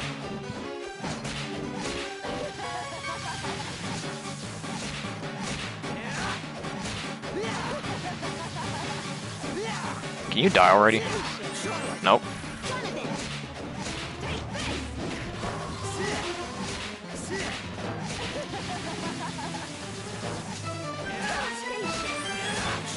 Nope, you thought. Nope, nope. I wonder if that still would have worked even though she died. I like them both being homophobic. Like, that's the one mutual thing that they can agree on. Like, ugh. Ugh, I don't want to charm you. Ugh, I don't want to be charmed by you. Oh my god, we can agree on something. Okay. I mean, yeah, let's just take the warp point. Okay, well, that's the second stage done. Only 2 more to go.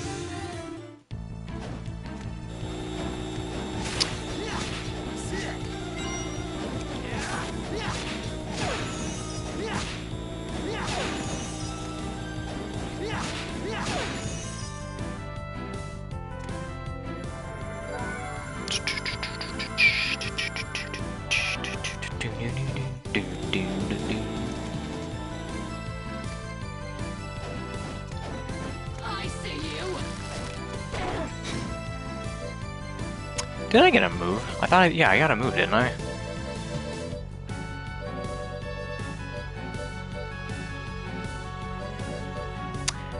Oh, I'm an idiot. I'm an idiot. I was not supposed to do that. There was a move I was supposed to get. I don't think that's ever happened to me before. I left too early. I was supposed to go down to the left side of the map because there was that block I was supposed to push. My bad.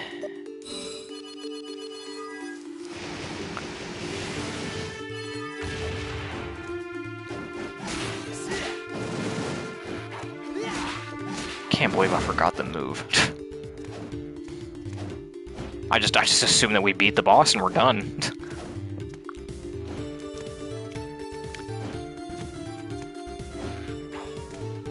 Yeah, right here. The strength glove. Okay, so now we can push the big blocks. There we go. Now we can leave. Good lord. Can't believe I did that. Oh no, let's just take the war point and leave.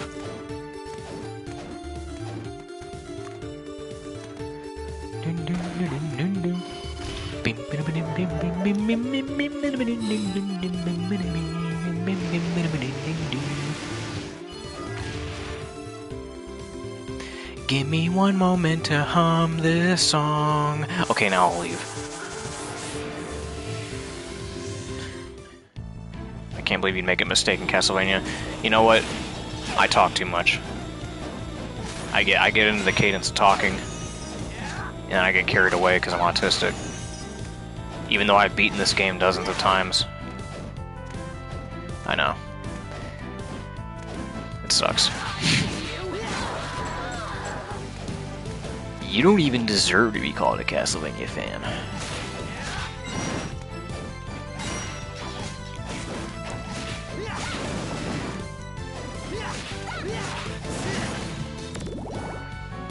Oh, there's the great armor. Iron plate, is that better? Oh, okay. You know what? I'll take it. That's a substantial enough increase. I'll take it.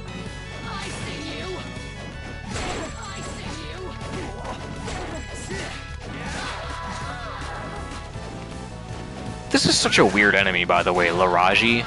This weird, like, reptilian, like, woman creature who has a gun who can just, like, climb on walls. It's such a weird enemy. Oh yeah, there's a breakable wall here. Axe Bomber. Axe Bomber.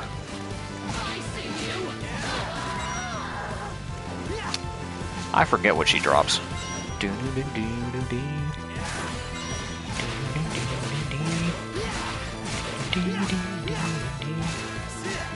You know what? If there's one thing that I can always praise Castlevania for, it's its music. Because if you're doing some like menial task or some like tedious task that you have to do, you can always count on the music to take you out of it, to kind of just like distract you. I mentioned this during my my Curse of Darkness playthrough recently, because you know a common complaint with Curse of Darkness is like, oh, you know, there's too many winding hallways, there's too many corridors that look the same, it just drags on and on, there's too many hallways that look the same, and there's nothing in them. I never really paid attention to that because I guess I was just so sucked away by the music. Because the music does a pretty good job of just, you know, distracting you. Because when you're just walking down those long-ass hallways, you're just sitting there just vibing to the music. And I guess I just never paid attention to it. Because, I mean, it is a valid criticism, because, yeah, that is...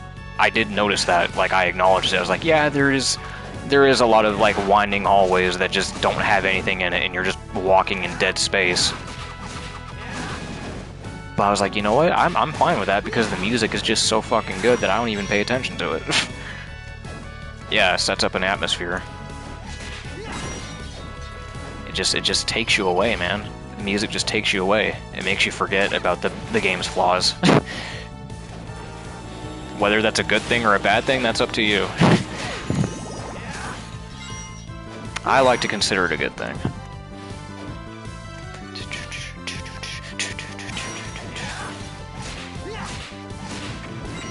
Ooh, that was... We already got the... Wow. First drop.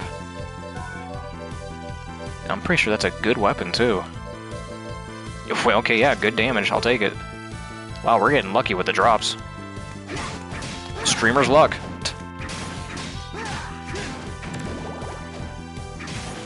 Damn, I was hoping I could kill him in one hit. Alright, 2 hits.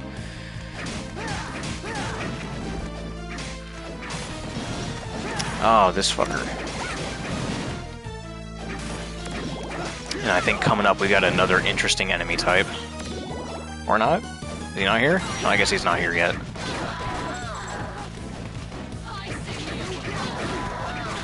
Come on. Ah, whatever. Tome of Arms 2. Oh, that's a huge damage increase. What does that look like? Okay, a sword and 2 axes. I prefer the Don Quixote one, just because it looks cooler. Amethyst corset. Man, we're just getting crazy with the drops today.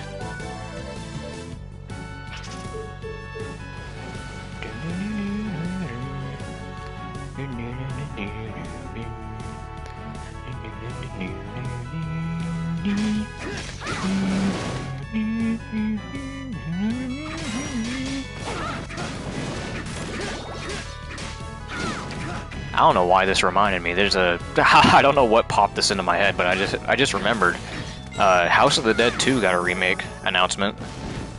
I'm happy to hear that because I love House of the Dead, and I was really happy with how the House of the Dead remake turned out. So I was like, man, I hope they do the other ones. I don't know if they're gonna do all of them, but I would hope that they do like the mainline ones, like at least maybe a trilogy at the very least. Maybe like House of the Dead 1 through 3. It'd be cool if they did all of them, but you know, I don't know the likelihood of that. Here he is, the Glaciella bolus. Like the dog with wings.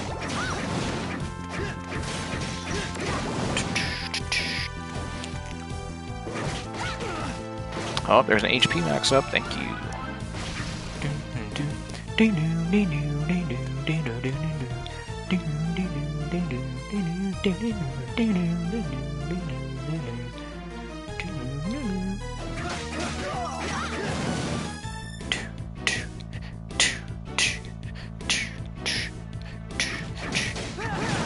Is this the whole playthrough? Is this what the stream is going to be? Is just me humming music? Yeah, I'm sorry, but I don't know what else to talk about.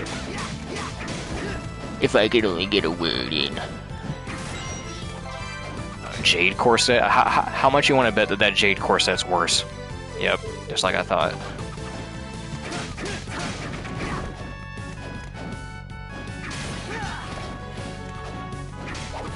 Ah, fuck you. Come on!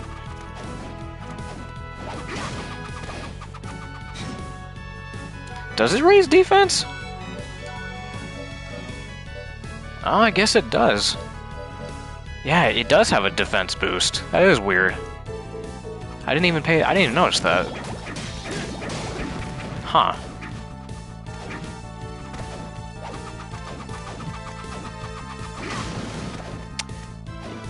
Timmy, I know this may look weird.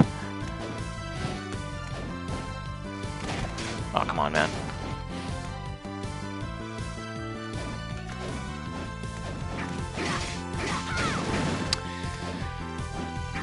Oh, is that a monocle? Is this worthless too? Yeah, kinda.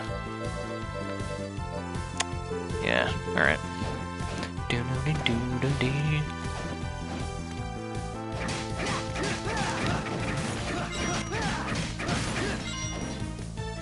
And just these giant staircases, bro. These 2 giant rooms with these giant staircases. I mean, I like the background. I like the background of these rooms. It really makes it give you that sense of scale.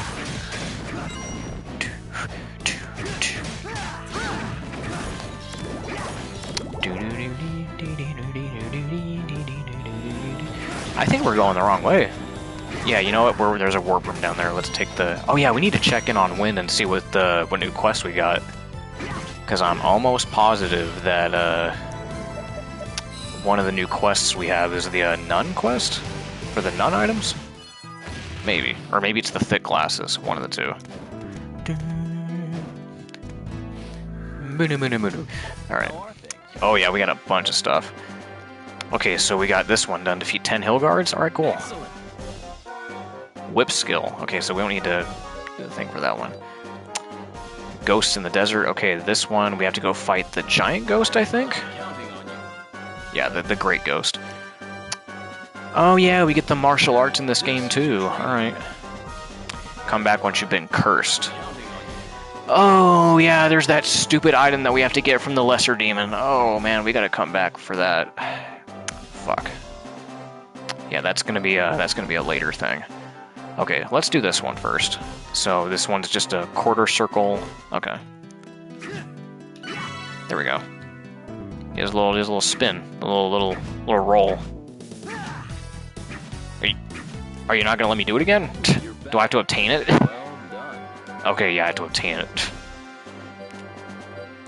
Alright, well, that's not too serious. I'll make you a deal. Well, you know. I don't think you have anything I want, Vincent. You know what? You got some uncursed potions and some potions that I want. There you go. You can give me some of that shit. Thank you. I'll take it.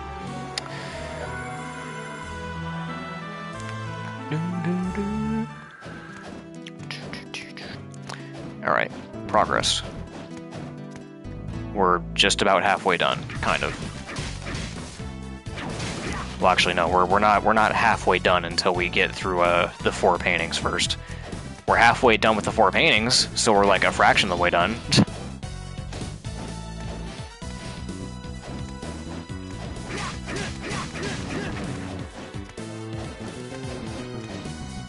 Oh, hey, Lilith. Bye, Lilith. Laurel Bridge. Not worth a damn either.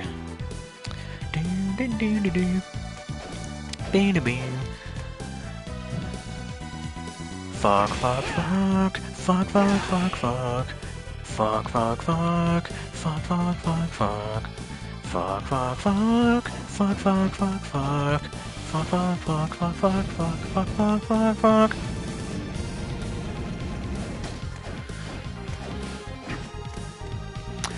Oh, yes, I love this whip. I'm so glad we get to use this. I love this whip. It sucks because late game it's not really worth that much, but I'm definitely going to be using it right now. Because this thing is awesome for 2 reasons. 1, I love the sound effect that it makes, and 2, this whip does something special, and I'm going to show what it does. It sucks that this thing doesn't really have that much long-term potential, but it gets the job done for the most part. So check it out. Check out what this whip does. Listen to that sound, dude. It's like crack. But look what it does.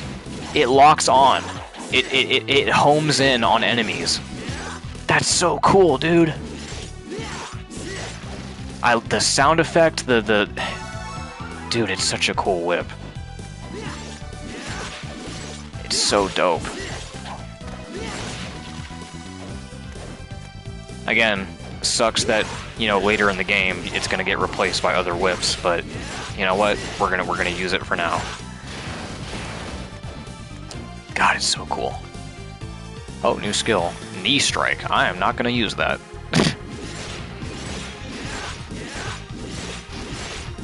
Because if that's what I think it is, and it's already mastered, or is it? Why is it yellow? Why is it yellow? Okay, I don't. What does yellow mean? Anyway, yeah, I see. Why would I? Oh, okay. You know what? That's not that bad. I was afraid that the knee strike was going to be one of those things where I was going to, like, it was going to make me, like, charge into an enemy and force me to take damage. Because you're making me lunge right into an enemy. And I was like, oh, you're just going to make me take damage. No, it makes you bounce right off him. I'm like, okay. That's not bad, but I'm not going to use it, though. That's not my type of move. I would rather have a projectile. I can't get enough of that sound, dude. That sound effect is just perfect.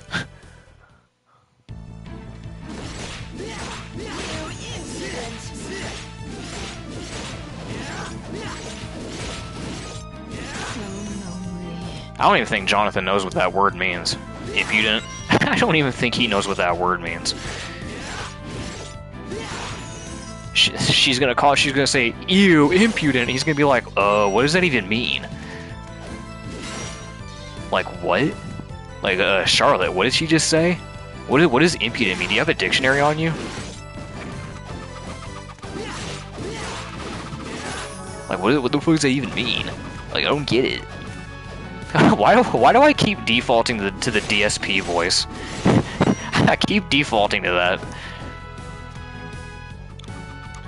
I keep doing the DSP voice for everything. Fucking, I don't even know what that means. Like, what? Okay, we're not gonna go that way. Because we need to go back. We need to get to the third painting. Like, what the fuck, dude? Like, what is fucking horseshit? Why would she call me impudent? I don't even know what that word means.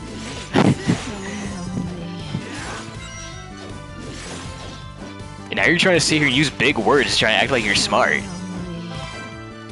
I already have an iron plate.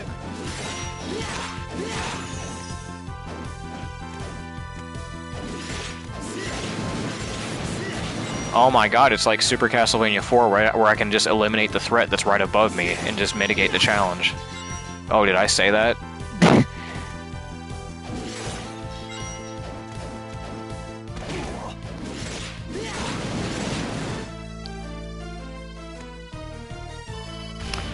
I think there's a secret here, isn't there? No? Okay. Fuck off. I thought there was a secret up here, isn't there? No? I think that was a different room.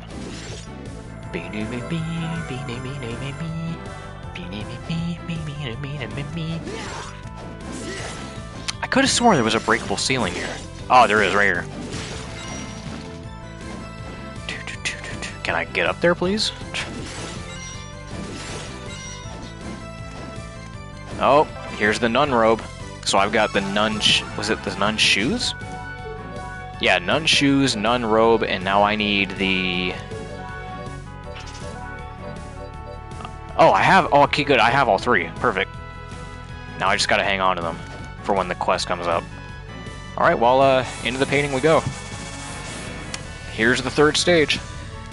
Welcome to Nation of Fools.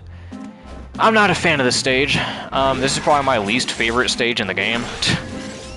And you're gonna find out why. I mean, it's an interesting aesthetic. It's definitely an interesting it's an interesting stage design, but I'm not the biggest fan of like the music. I'm not the biggest fan of the stage in general, just because of how oh, did I get this? Oh, this spear? Huh. Just because of how much you have to like circle around the stage, it's very repetitive, and I don't like it. And frankly, this stage can get pretty annoying when it comes to like filling it out, and I don't like it. Matter of fact, I'm not even going to go through the effort of trying to get through all the rooms in this stage. It's very annoying.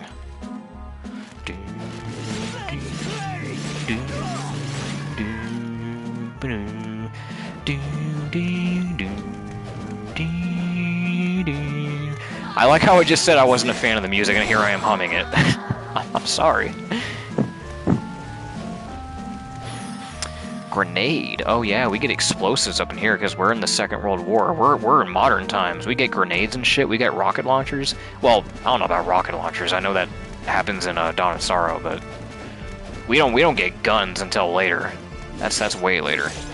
Right now we've got grenades and shit. Fuck you.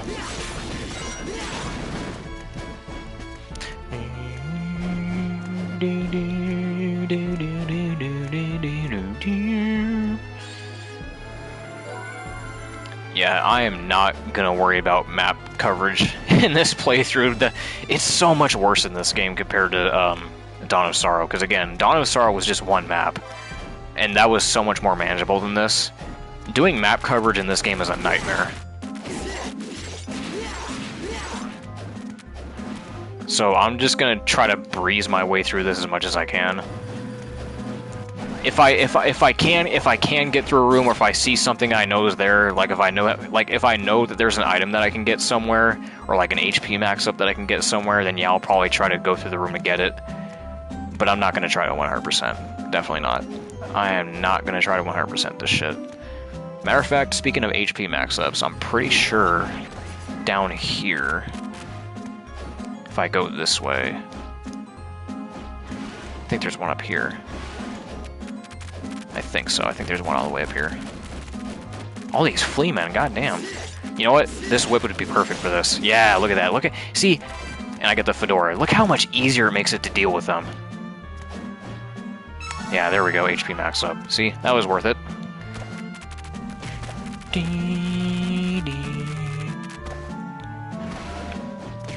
Fuck you.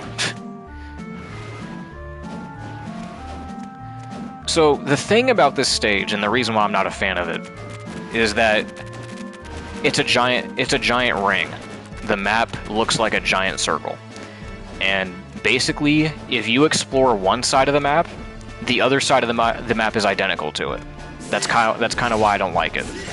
Is because it's just one giant circle and both sides are kind of like identical to each other. So it's not very fun to explore.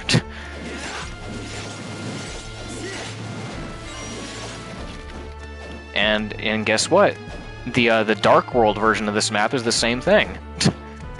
So I'm not gonna be a fan of when we have to do that part either.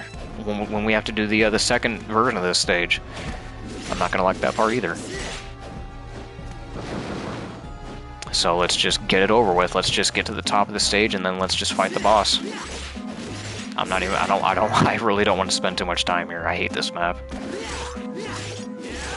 The background, I didn't point this out, but the background kind of reminds me of Cordova Town. You know, those buildings in the back? Those, like, decrepit, like, ruined buildings in the background? That reminds me of Cordova Town for some reason. I wonder if that was intentional. Probably not.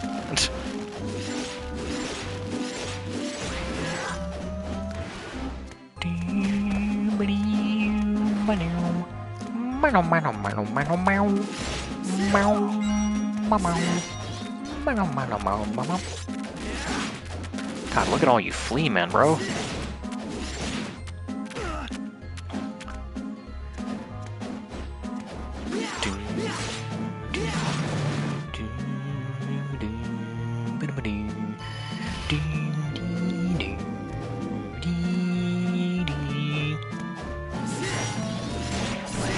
Copelia. Okay, I think we're getting close to the boss. See, look, we're already close to the boss of this stage already, and that's because we didn't waste our time trying to uncover the rest of the map. Okay, yep. Let's actually no, I think is it down there? I think it is. I think the save point's down here. Okay, careful, don't want to get hit by shit. There we go, critical art. So now we can do a critical move. If we double tap the side of our D-pad in any direction and we press square, it does this. Oh yeah, look at that.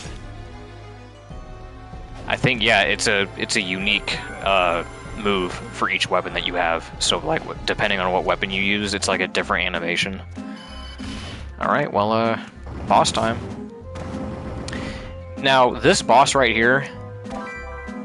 Oh, we got the cog. It's Legion! Yeah, a little early. A little bit early in the game to be seeing this guy, because typically Legion is like a late game boss. But for some reason, here he's early game. Little interesting.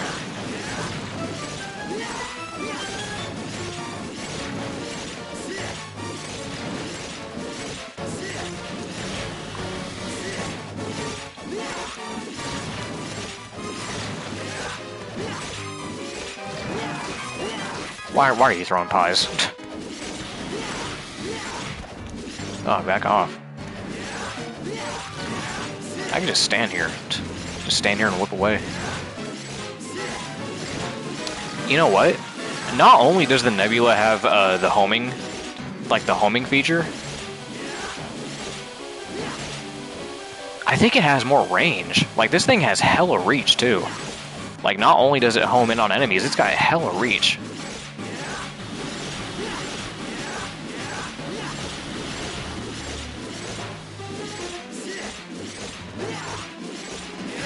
Because there's no way I would be able to hit Legion from here. There's no way. I would have to, like, get in a little bit closer.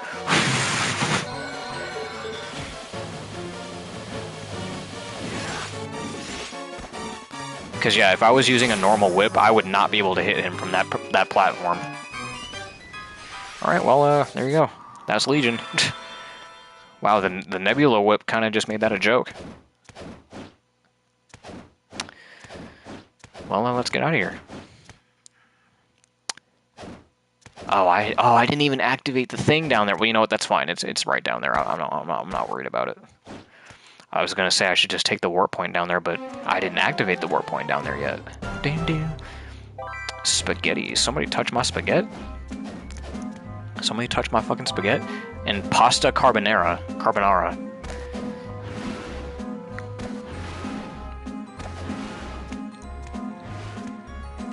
Lots of food items in this game. Lots of random food.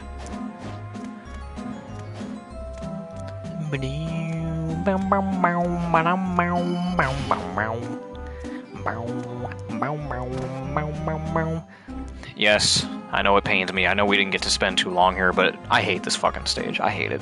I don't want to be here. We came here, we got our ability, we beat the boss. Fuck off.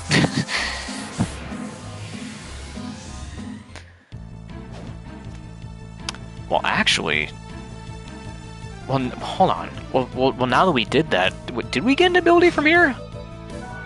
Because... Because here's the thing. I'm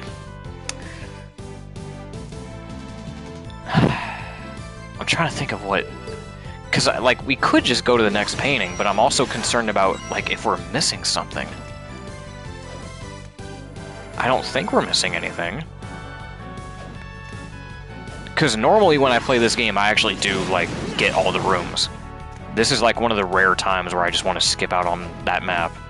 So I don't know if we missed anything there. I guess we're going to find out the hard way. And if we did miss something, then I guess we're going back.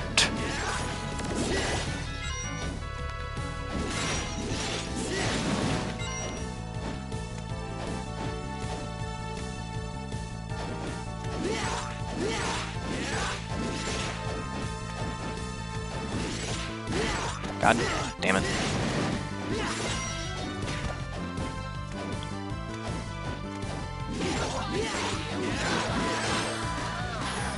Ah, here it is, the Ricochet Rock. Yep, there it is. Sakine Dress.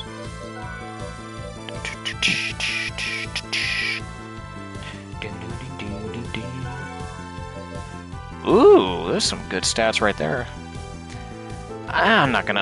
Look, I don't even use Charlotte that much. Like, I'm not worried about her stats as much as, like, Jonathan's.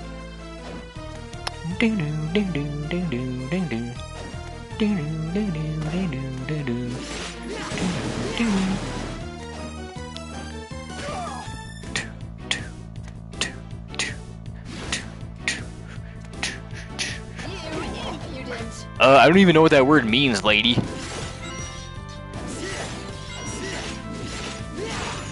Charlotte, you want to help me out here? What does that even mean? Why do I sound like DSP? Why does he keep giving me that fucking voice? It's pissing me off. It's fucking horseshit. I don't sound like that. My voice actor is Liam O'Brien. Liam O'Brien doesn't sound like Darkside Phil. Like, what the fuck?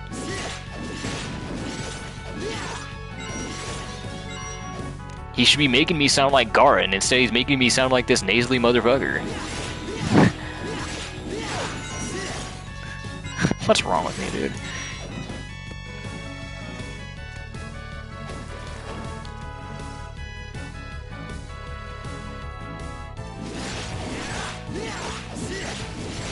Yeah.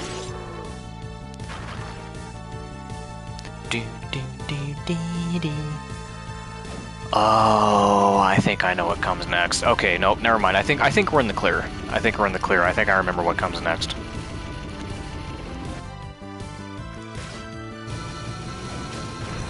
We have a boss fight coming up. Tower of Death.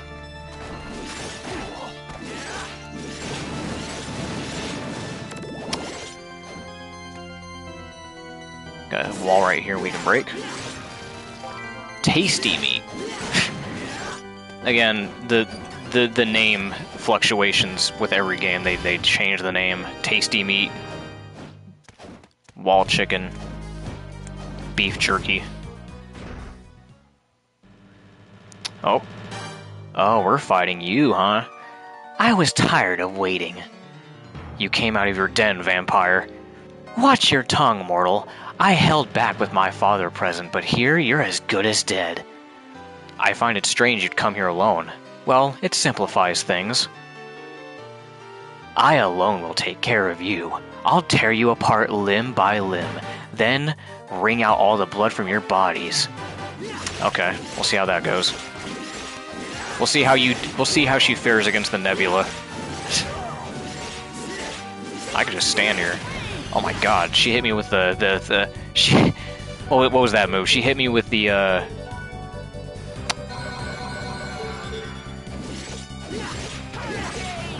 She hit me with a power wave!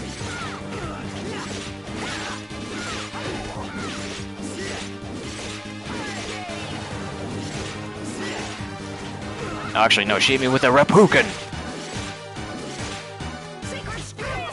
Yep, there's the double Reppuken!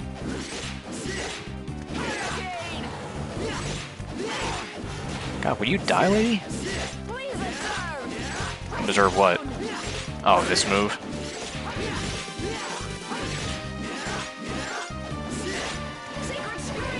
Oh, God!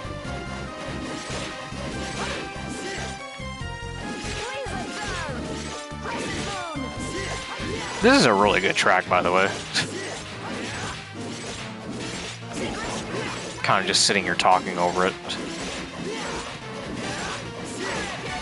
God damn, Lee. Charlotte, help me out here.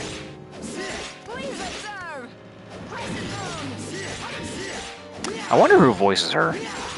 I know Castlevania tends to get a lot of, like, Funimation dub actors, so I wonder who voices fucking Stella.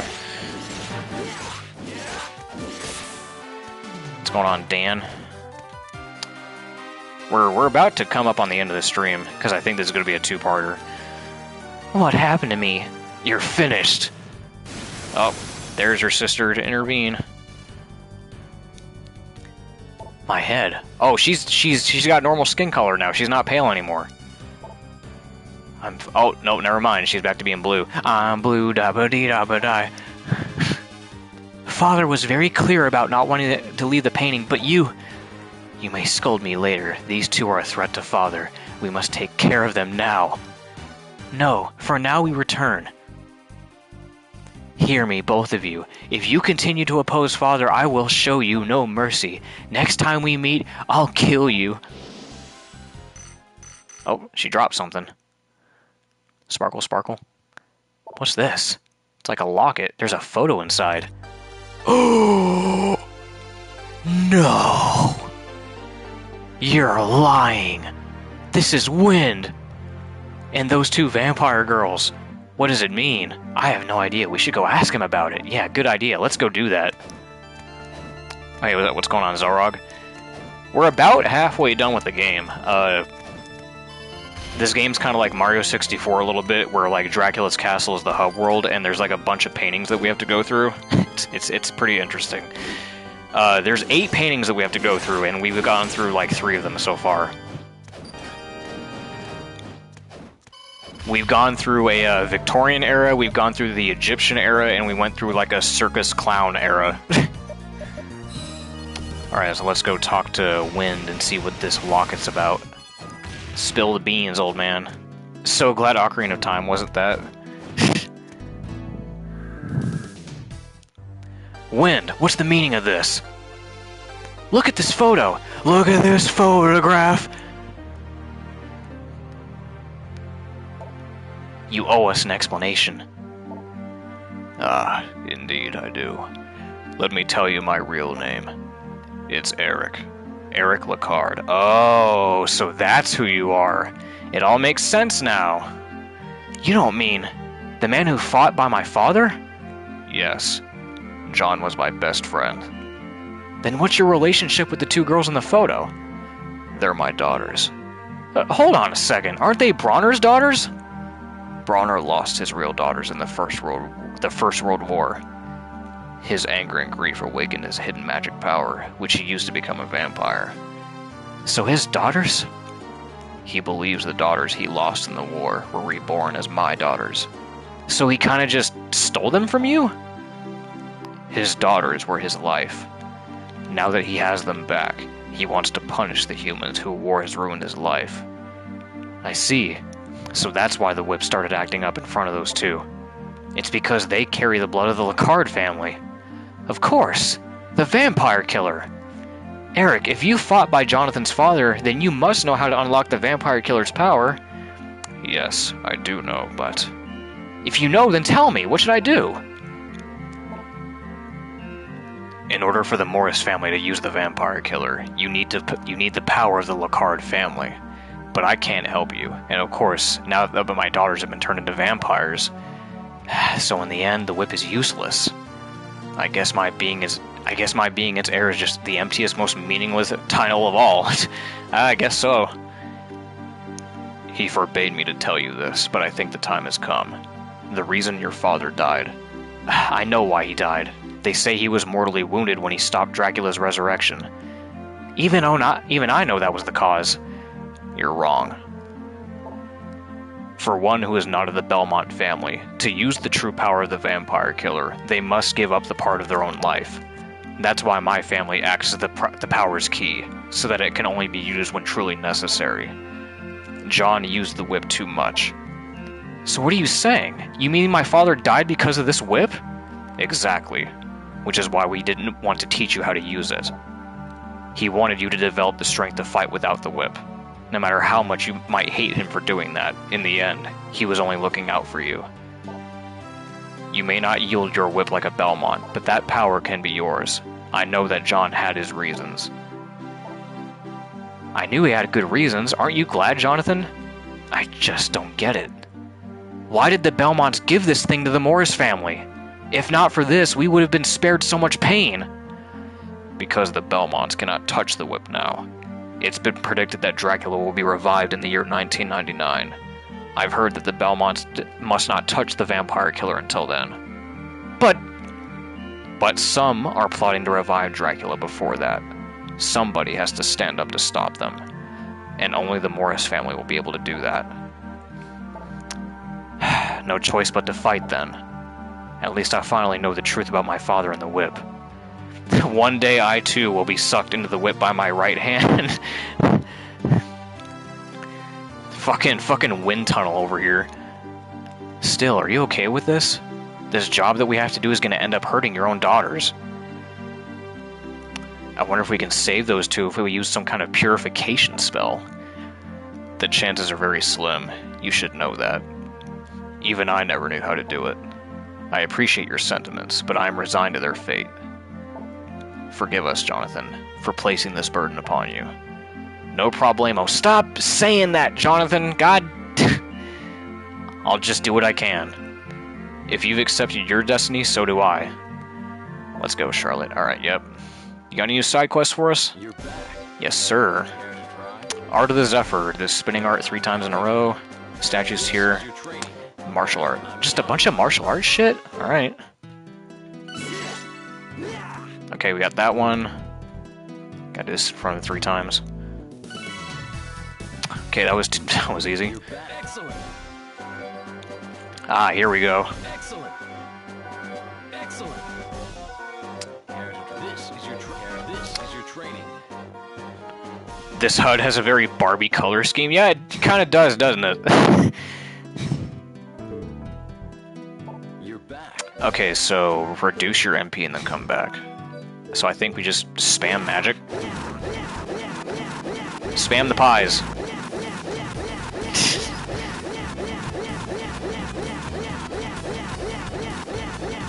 This is very unintuitive, but you know what? It's funny.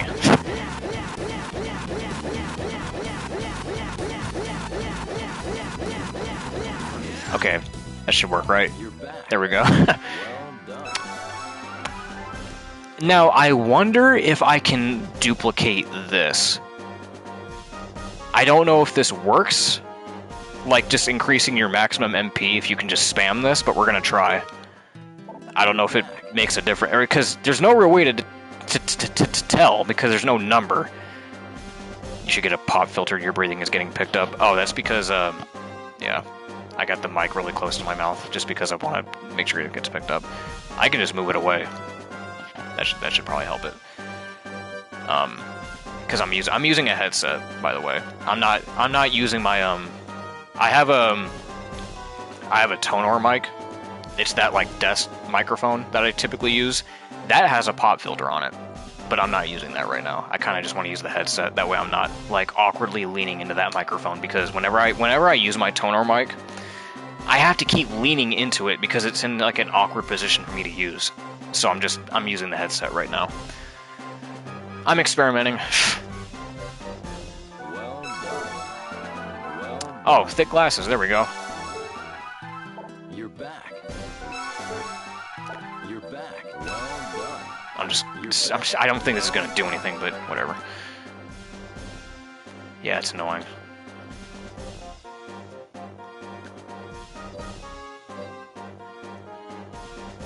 I do the leaning because I'm a slave to sound quality.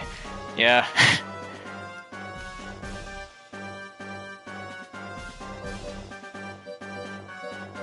Poison versus poison. Moldy bread, amanita, and longsword. Oh yeah, this is how we're gonna get the poison sword.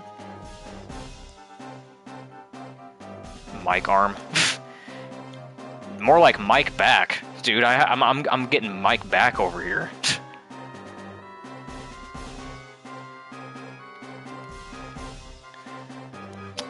Anyway. Oh, not this quest, dude. Number of fortune. Shit's expensive. Yeah.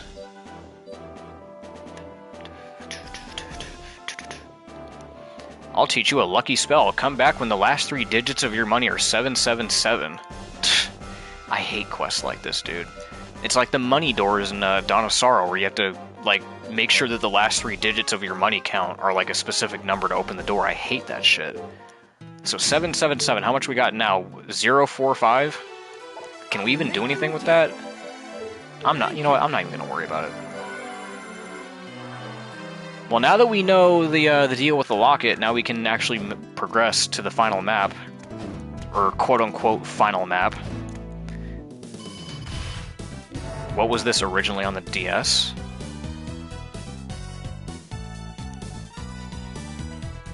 Yeah, this was a DS game.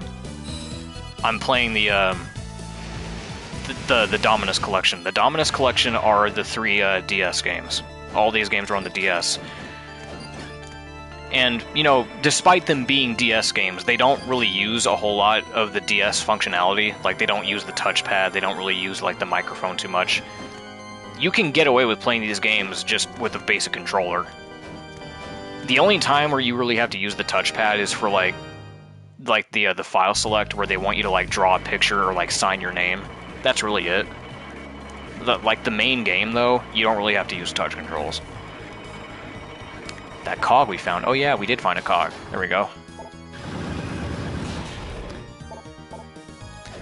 Okay, now comes this part. This part's a little bit of a puzzle, kind of. So there's 2 motorcycles here, and they want you to have both characters on these bikes. Now they're going to start moving. Now you need to pay attention, because there's going to be obstacles in the way that you need to crouch or jump over. Oh, I hate that one. There we go. We Battletoads now. Yeah, this is by the way, this Castlevania game has like a co-op gimmick. Well, not it's a partner gimmick, not co-op. You have like a little buddy that tags alongside you.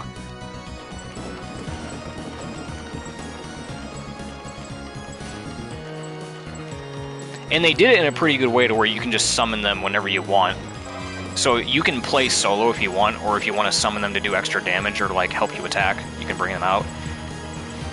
And when they take damage, like when Charlotte here, when she takes damage, it depletes your magic, so it doesn't affect your health or any way. Like, there's no real penalty for bringing her out, or for her taking damage. It's just that, you know, you'll run out of magic if you bring her out, so I like how they incorporated, like, the partner mechanic. It's all magic-based.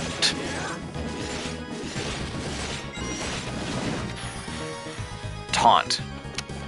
I am never touching that ability. Why the fuck would I want to use that? Jonathan and Tails. Yeah, exactly. That's basically what this is. Alright, here's the final area. Forest of Doom. Doom guy? Is he here? Is he here slaying shit? Oh boy, we talked about this earlier. We talked about the frogs. Well, that's okay. I got the nebula. That's going to help out immensely with these frogs.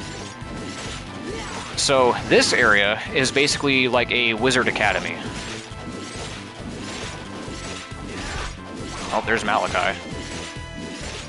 So yeah, the level design, like the scenery, like the whole, like, the gimmick with these levels.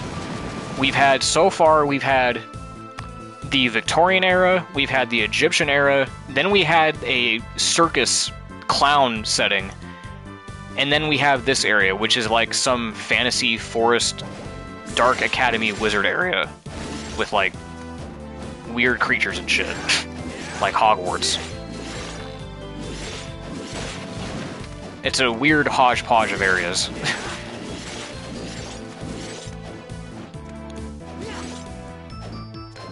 This sounds like a weird... It is. This is kind of a weird Castlevania game. It's a weird gimmick.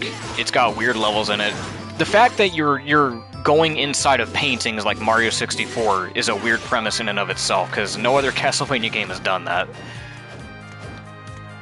This game has a lot of joke characters in it. Like, okay, Zalrog, this era of Castlevania, the DS era, this was when Castlevania was trying to, like, branch out and, like, reach a younger audience. That's why they abandoned the Ayami Kojima art style. That's why they started going into, like, the anime art style a little bit.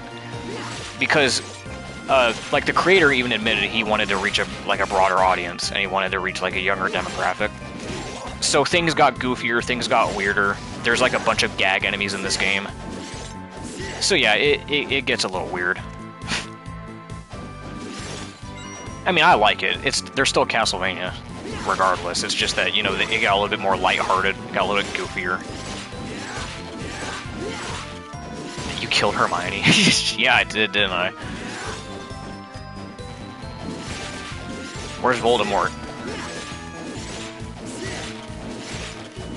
You know what? No, you know what? They're not going to give us Voldemort because we've already hit our, like, tall, slender, pale-skinned vampire quota. They're not going to give us Voldemort. We're already chasing someone like that. We're chasing Bronner. Bronner's just Voldemort, but purple. Ooh, Tristan and Isolde. Is that good? Ah, damn. You know what? We get Groot instead. Yeah, we fucking fought an Ent from Lord of the Rings. Tree! I am no tree. I am an Ent. Eh, it's pretty cool looking. Bad stats, though. Terrible stats. I'm not keeping that. It took me a while to notice this, but that beehive that they're coming from, if you look at it upside down, there's a skull on it. I never noticed that until just recently. There's a skull on that beehive.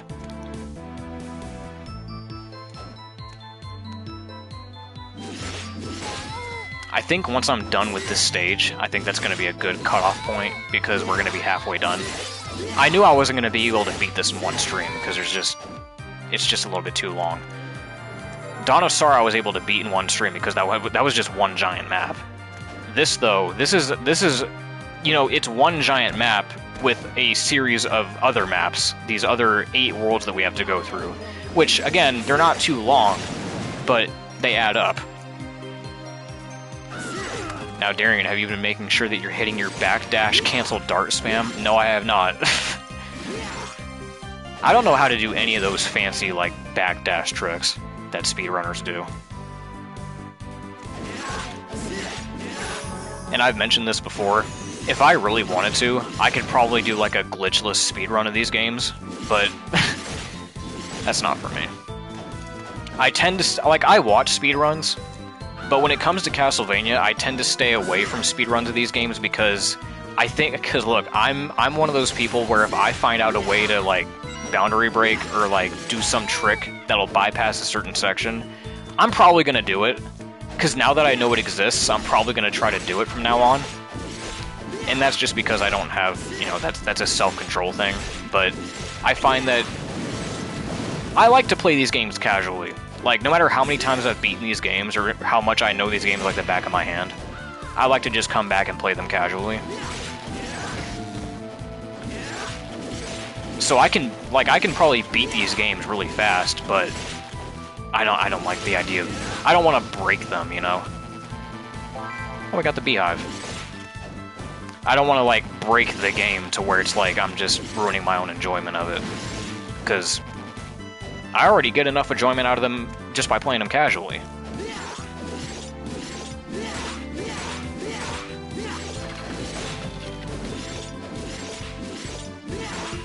So you got these fucking classrooms and shit, man.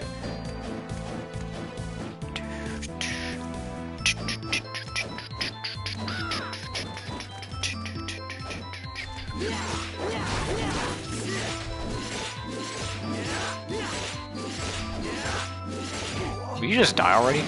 Damn. And he dropped a card. He dropped a club card. Why? Why you drop a card?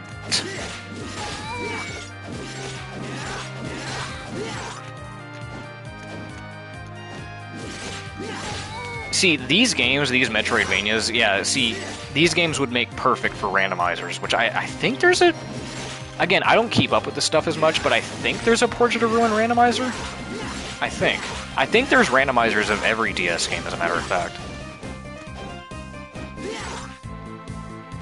I would love to play a randomizer of this.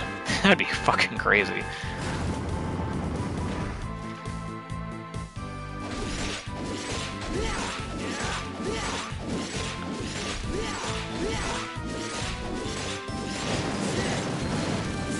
Is there a breakable wall here? No?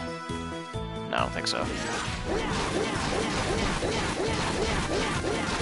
Throw pies at you. There we go.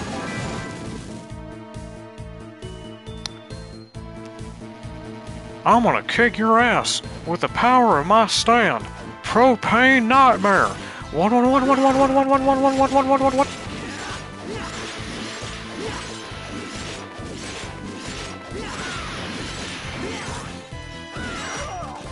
Dude, these crows, man, I'm telling you. I'm sticking to it. The crows are the worst enemy in Castlevania. I don't care what anybody says. Like, they think it's the Flea Man, they think it's the Medusa heads. No, it's the fucking crows.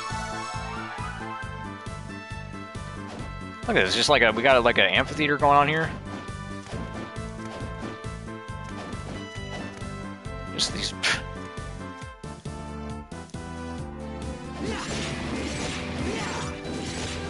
Tombstone. Throw pies at you. I'm gonna throw pies at you. I'm gonna throw pies at you.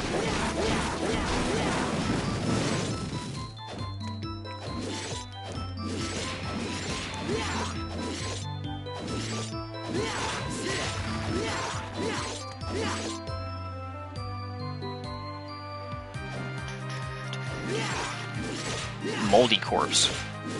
Lord Moldy Butt.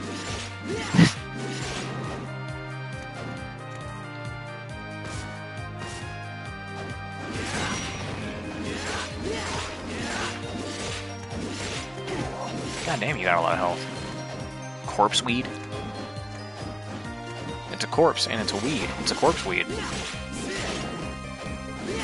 And you know what weeds do? They spread. And they don't stop spreading until they take over. If you know what that's from, props. Because I don't think anybody should know what that's from. That was a childhood classic of mine. That was like a guilty pleasure that I watched as a kid.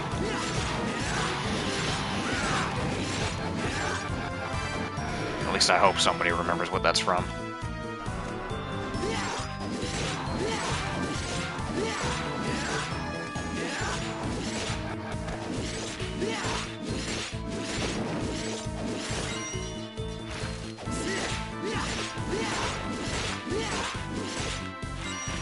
quiet for this time. We're level 22. I should probably go back and get those other rooms. Again, I don't even know why I'm bothering, because again, I'm not going for 100%. I just think there's a save point back there. There's probably like a warp point or a save point over here.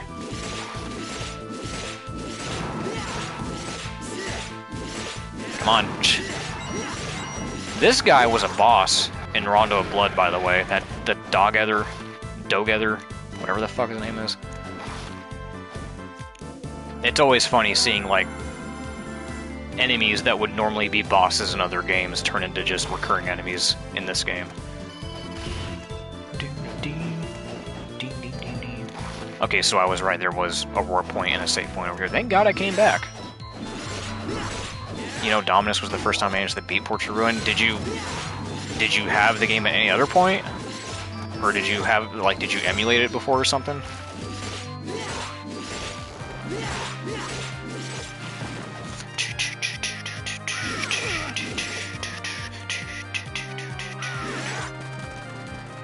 Yeah, I hope that fixed the thing, because I think it's just because I had the microphone, like, directly in front of my mouth. Because I wanted my voice to get captured, damn it. Oh, you emulated it?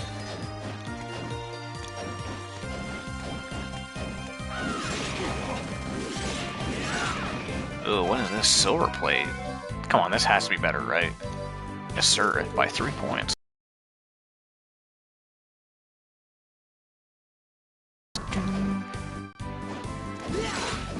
Man-eating plant. Even though it doesn't do any type of man-eating, it just spits stuff at you. Like, literally, it doesn't even make an attempt to eat you, it just spits shit at you.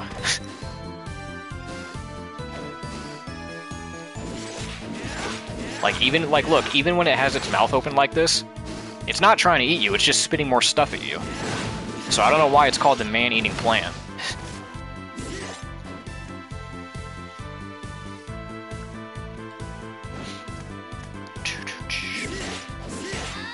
Oh my god, the sexy witch is back. Oh, sexy girlfriend.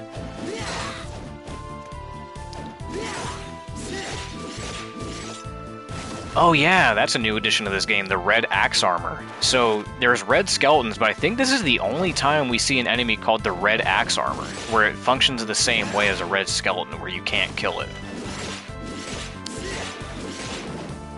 Well, can't kill it, quote-unquote, because like I said, in this game we get the undead killer, which, unfortunately, is a quest item that we have to get. And we don't get that till way later. So we're not going to be able to kill those guys for a hot minute.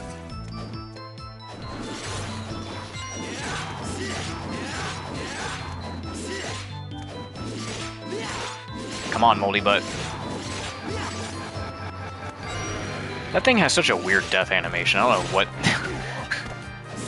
like, it dies and then it turns into, like, this weird sigil. I never understood it, like, what that thing was supposed to represent. Push! Now we come to this dark area, which... it might look like it's dark, but you can still kind of see what's going on around you because of, like, ambient lighting. So it's not too bad. Okay, isn't this... okay, down there, we went the right way. Nice, nice.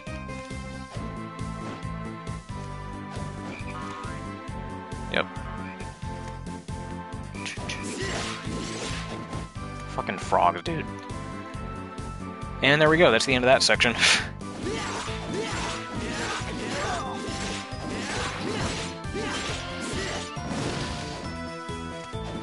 Well, I know in Rondo of Blood and I think Dracula X Chronicles, yeah, it was supposed to be like the... well, most bosses had that. Most bosses in Dracula X Chronicles had like some, like whenever you would kill them, they would do like one final Hail Mary attack as their like death animation and it would still hurt you. The werewolf did that, the Minotaur did that, Dullahan did that. Like almost every boss in Dracula X Chronicles has a move like that where like when you kill them, they do like a Hail Mary. Gotta be careful.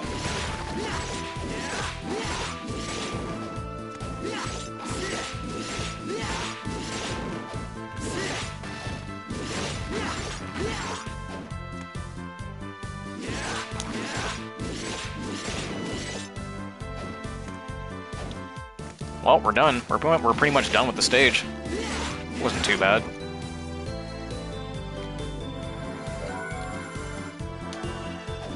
Wasn't too bad.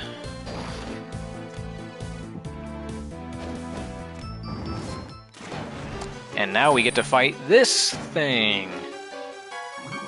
This weird fish frog hybrid thing. Dagon.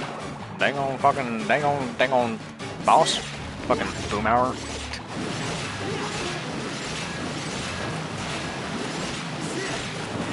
Again, I'm so thankful that I'm using the Nebula Whip right now.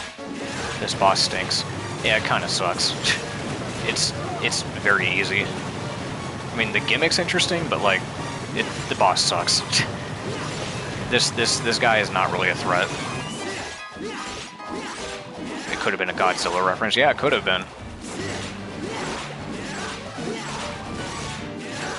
Just sit here and...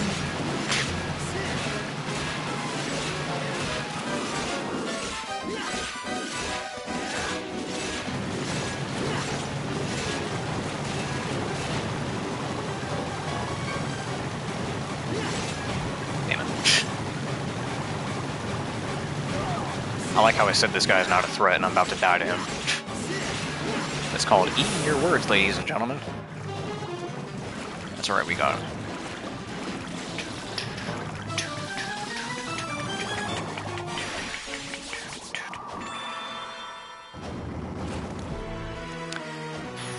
Toad morph. Okay, that's going to be helpful. We're going to need that to get the purification spell that we need.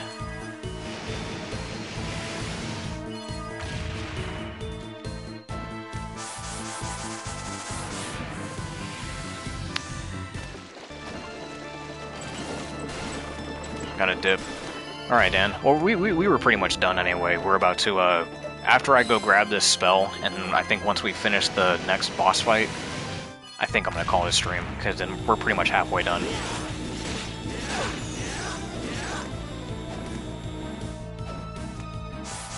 So we go back here.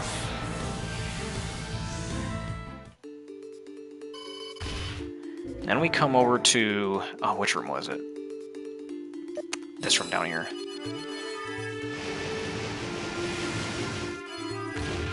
Make sure they have that equipped. Toad morph.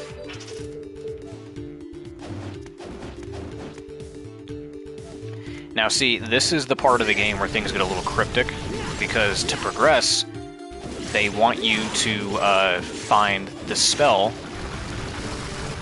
that you need to beat the boss fight proper. Because you can beat them, you can beat the boss, but it's going to give you like a bad ending. But in order to progress the game and get the good ending, then you need to come here and find the purification spell. And they don't tell you where that is. You kind of just need to come here with the Toad morph and remember, oh yeah, it's in this area. Where haven't I explored yet? Oh yeah, it's this area. And this is where you get it. So if you're like brand new to this game and you have no idea where you're going, then this is probably the part of the game where you're probably going to get stuck. Okay, so right here is where we're going to use it. I like how she has a little book on her back. Sanctuary, an advanced spell that cures status abnormalities for all within range. It's not a very practical move, but it's mostly just used for this boss fight. Okay, we can go back to normal. So now, we're gonna go fight the boss.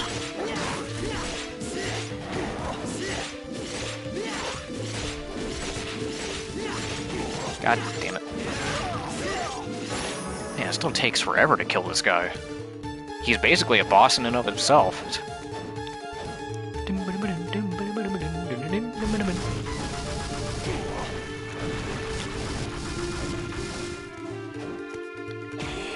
You know what? Maybe it's fair.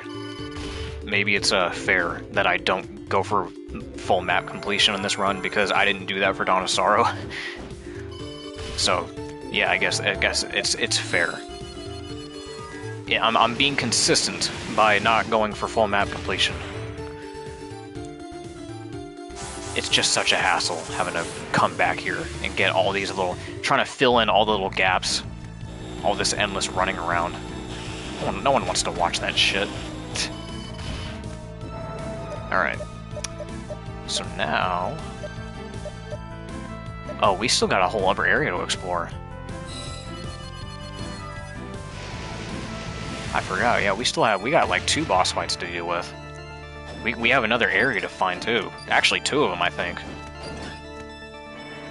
Yeah, we gotta go through this clock tower section, then we gotta fight the boss here, and then we gotta go through the next section and fight the boss there. So yeah, we're gonna be a little busy. Just a little bit busy. See, yeah, we were talking about this. So, look at how they spread these Medusa heads out, right? They just spam you with Medusa heads in these areas. Whereas with like the classic games, they only give you like what, 1 Medusa head at a time. What is this? This is the Tempest.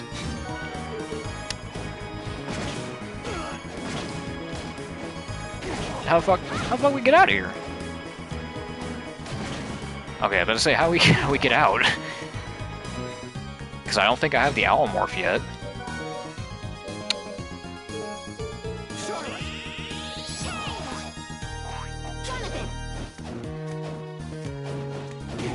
Oh, come on, back up.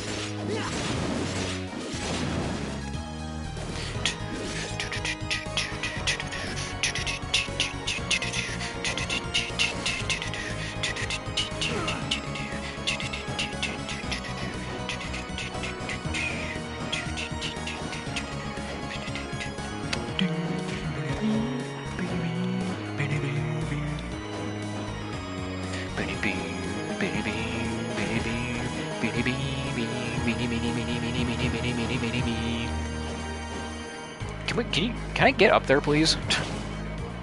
Charlotte, let me bounce off you. Thunderbolt. We're getting a lot of spells. I guess we're kind of overdue for spells. Oh, give me that! Give me that! Oh, you... No. Don't make me rewind. You're... Alright, we're rewinding that. That was horseshit. I should have had that. There we go. We took damage at the same time we got it. And an MP max up. Oh man, there goes Darren rewinding again.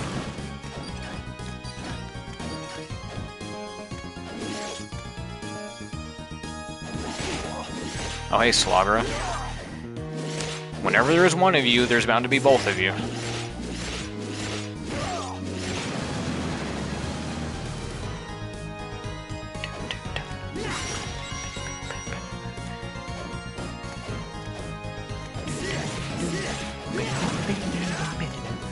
Oh, I think we're at the boss. No, not yet. Oh, I think we got one more big area to go before we get to the boss. Yep. Oh, is that the Thorn Whip? Rose Stem Whip? Let me guess. It's better than what I have, isn't it? Oh, it is. It's better. Man, I'm gonna miss you, Nebula. You were such an awesome whip. Man, I'm gonna miss that sound effect, and I'm gonna miss your homing ability. But I need this damage. Look at that green whip. Like, why is this stronger? Why is a Rose Thorn Whip stronger than a Nebula Whip, a Chain Whip? Like, what kind of sense does that make?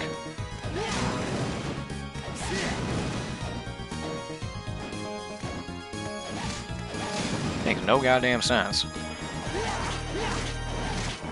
But you know what? We got hella damage. It's fine. We're getting damage, that's all that matters.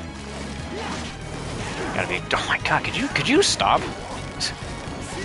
Being a little purple pest. How dare you diss my cheese? You little green pest. That was a cape, wasn't it? Blue cape? Yeah, that's better.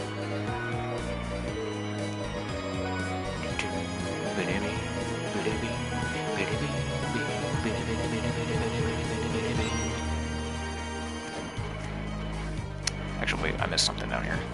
Oh, there's a room in here. Ah, that. Good thing I didn't skip that.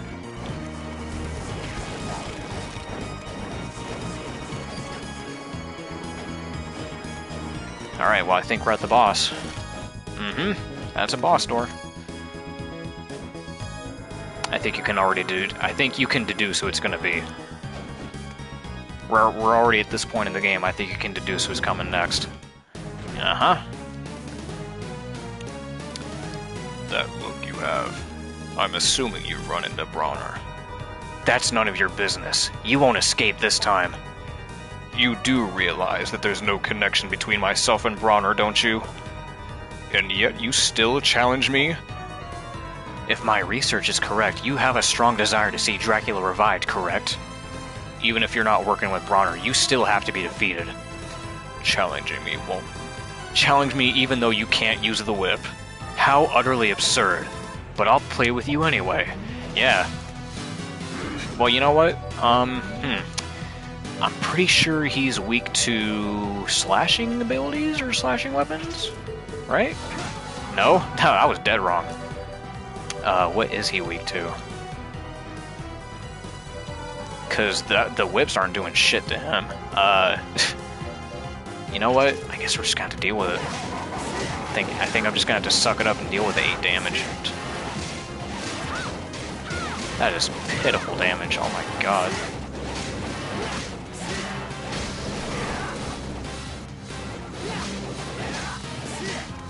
Oh, back up.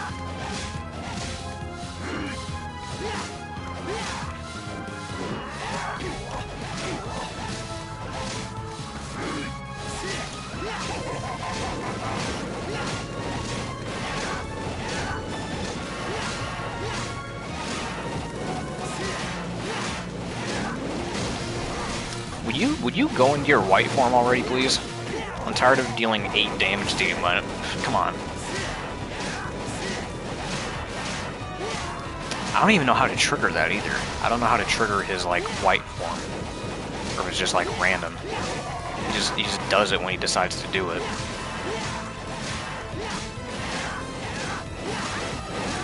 Oh, come on, man. Oh, you can do this move. You know what, Charlotte, get grabbed by that. I'm gonna try something.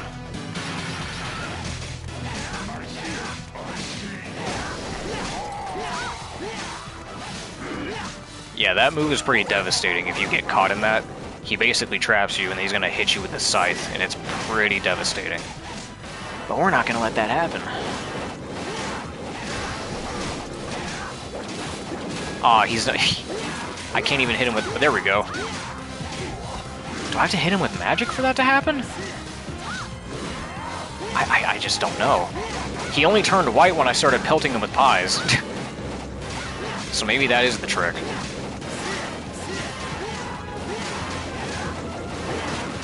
Oh, now the pies do something to him. I don't even know what that's supposed to be. Like, why does he turn white? Like, what is... Oh, god damn it. I could just rewind. I could just do that. But I'm not gonna, because I'm tired of people fucking bitching at me about it. Oh, wrong thing. Go back. Nope, nope, you go back. That's my level 99 file.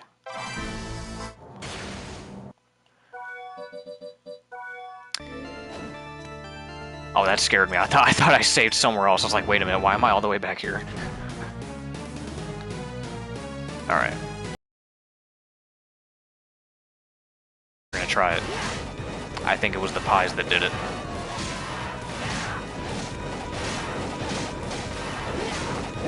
Come on, it's gotta be the pies, right? Pie? No? Not the pies? Guess not.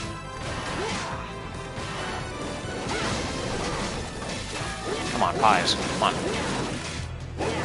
I guess not. I guess it really was just random.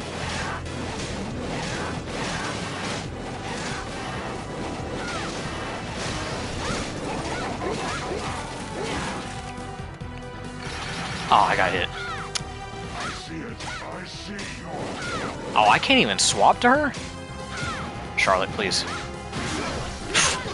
Yeah, you see how much damage that did? Good lord. Might as well heal.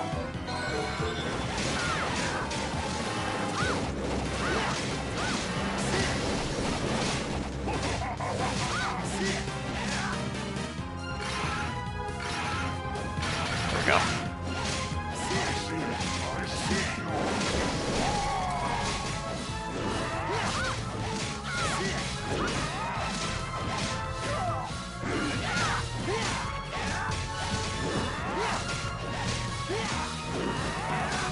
Come on, dude. I need you to turn into your white form. Or your white.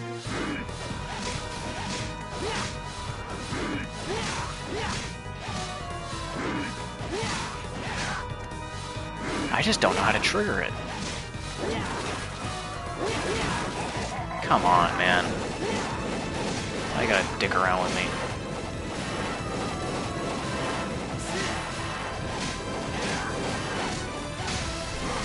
Why you gotta dick around with me, man?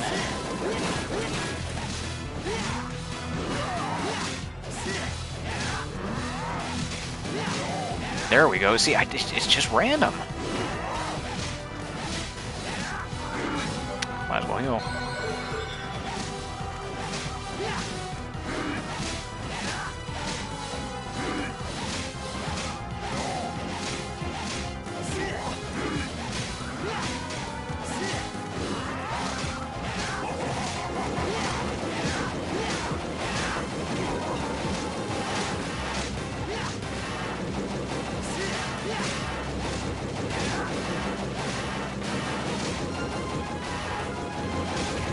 Oh my god, that almost killed me. Please turn white.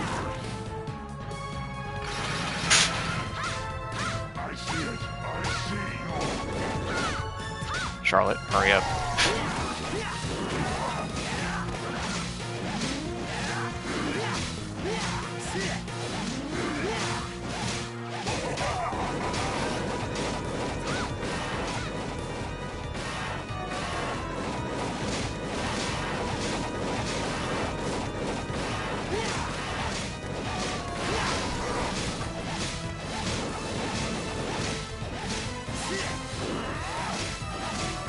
There we go. Again, I don't know what triggers that. I need to look into that for like future reference. I need to make sure I know what triggers this form beforehand because I don't know what causes him to do this.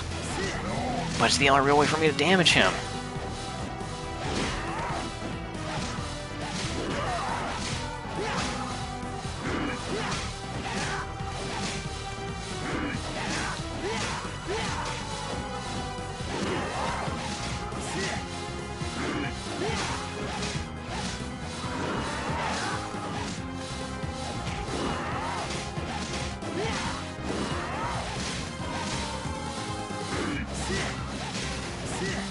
I would really prefer if you went white, please.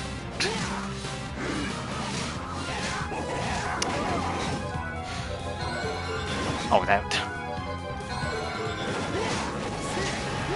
Come on, man. I wish I knew what made you turn white.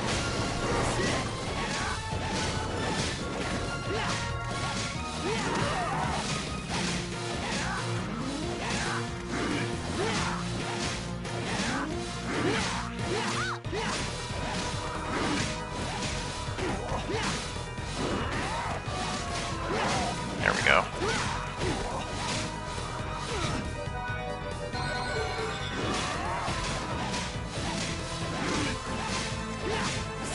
Come on, man. He's only in that window for such a short time.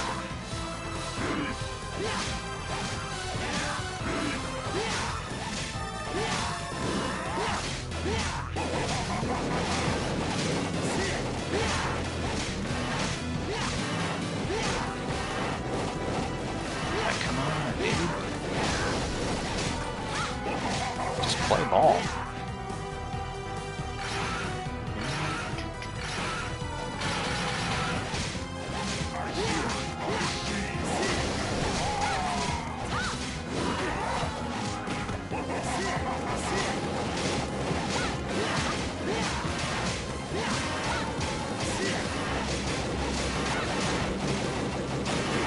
I just sat there and took it. Almost died again. About to use all my food items at this point.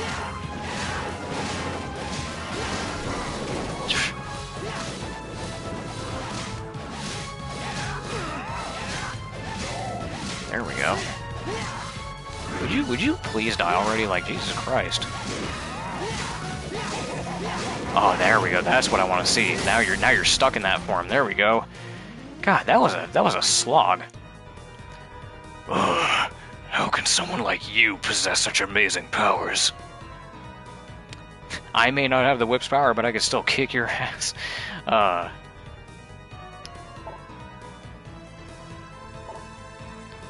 Know the limits of your power. There still is something I need you two to do for me. Wait, what?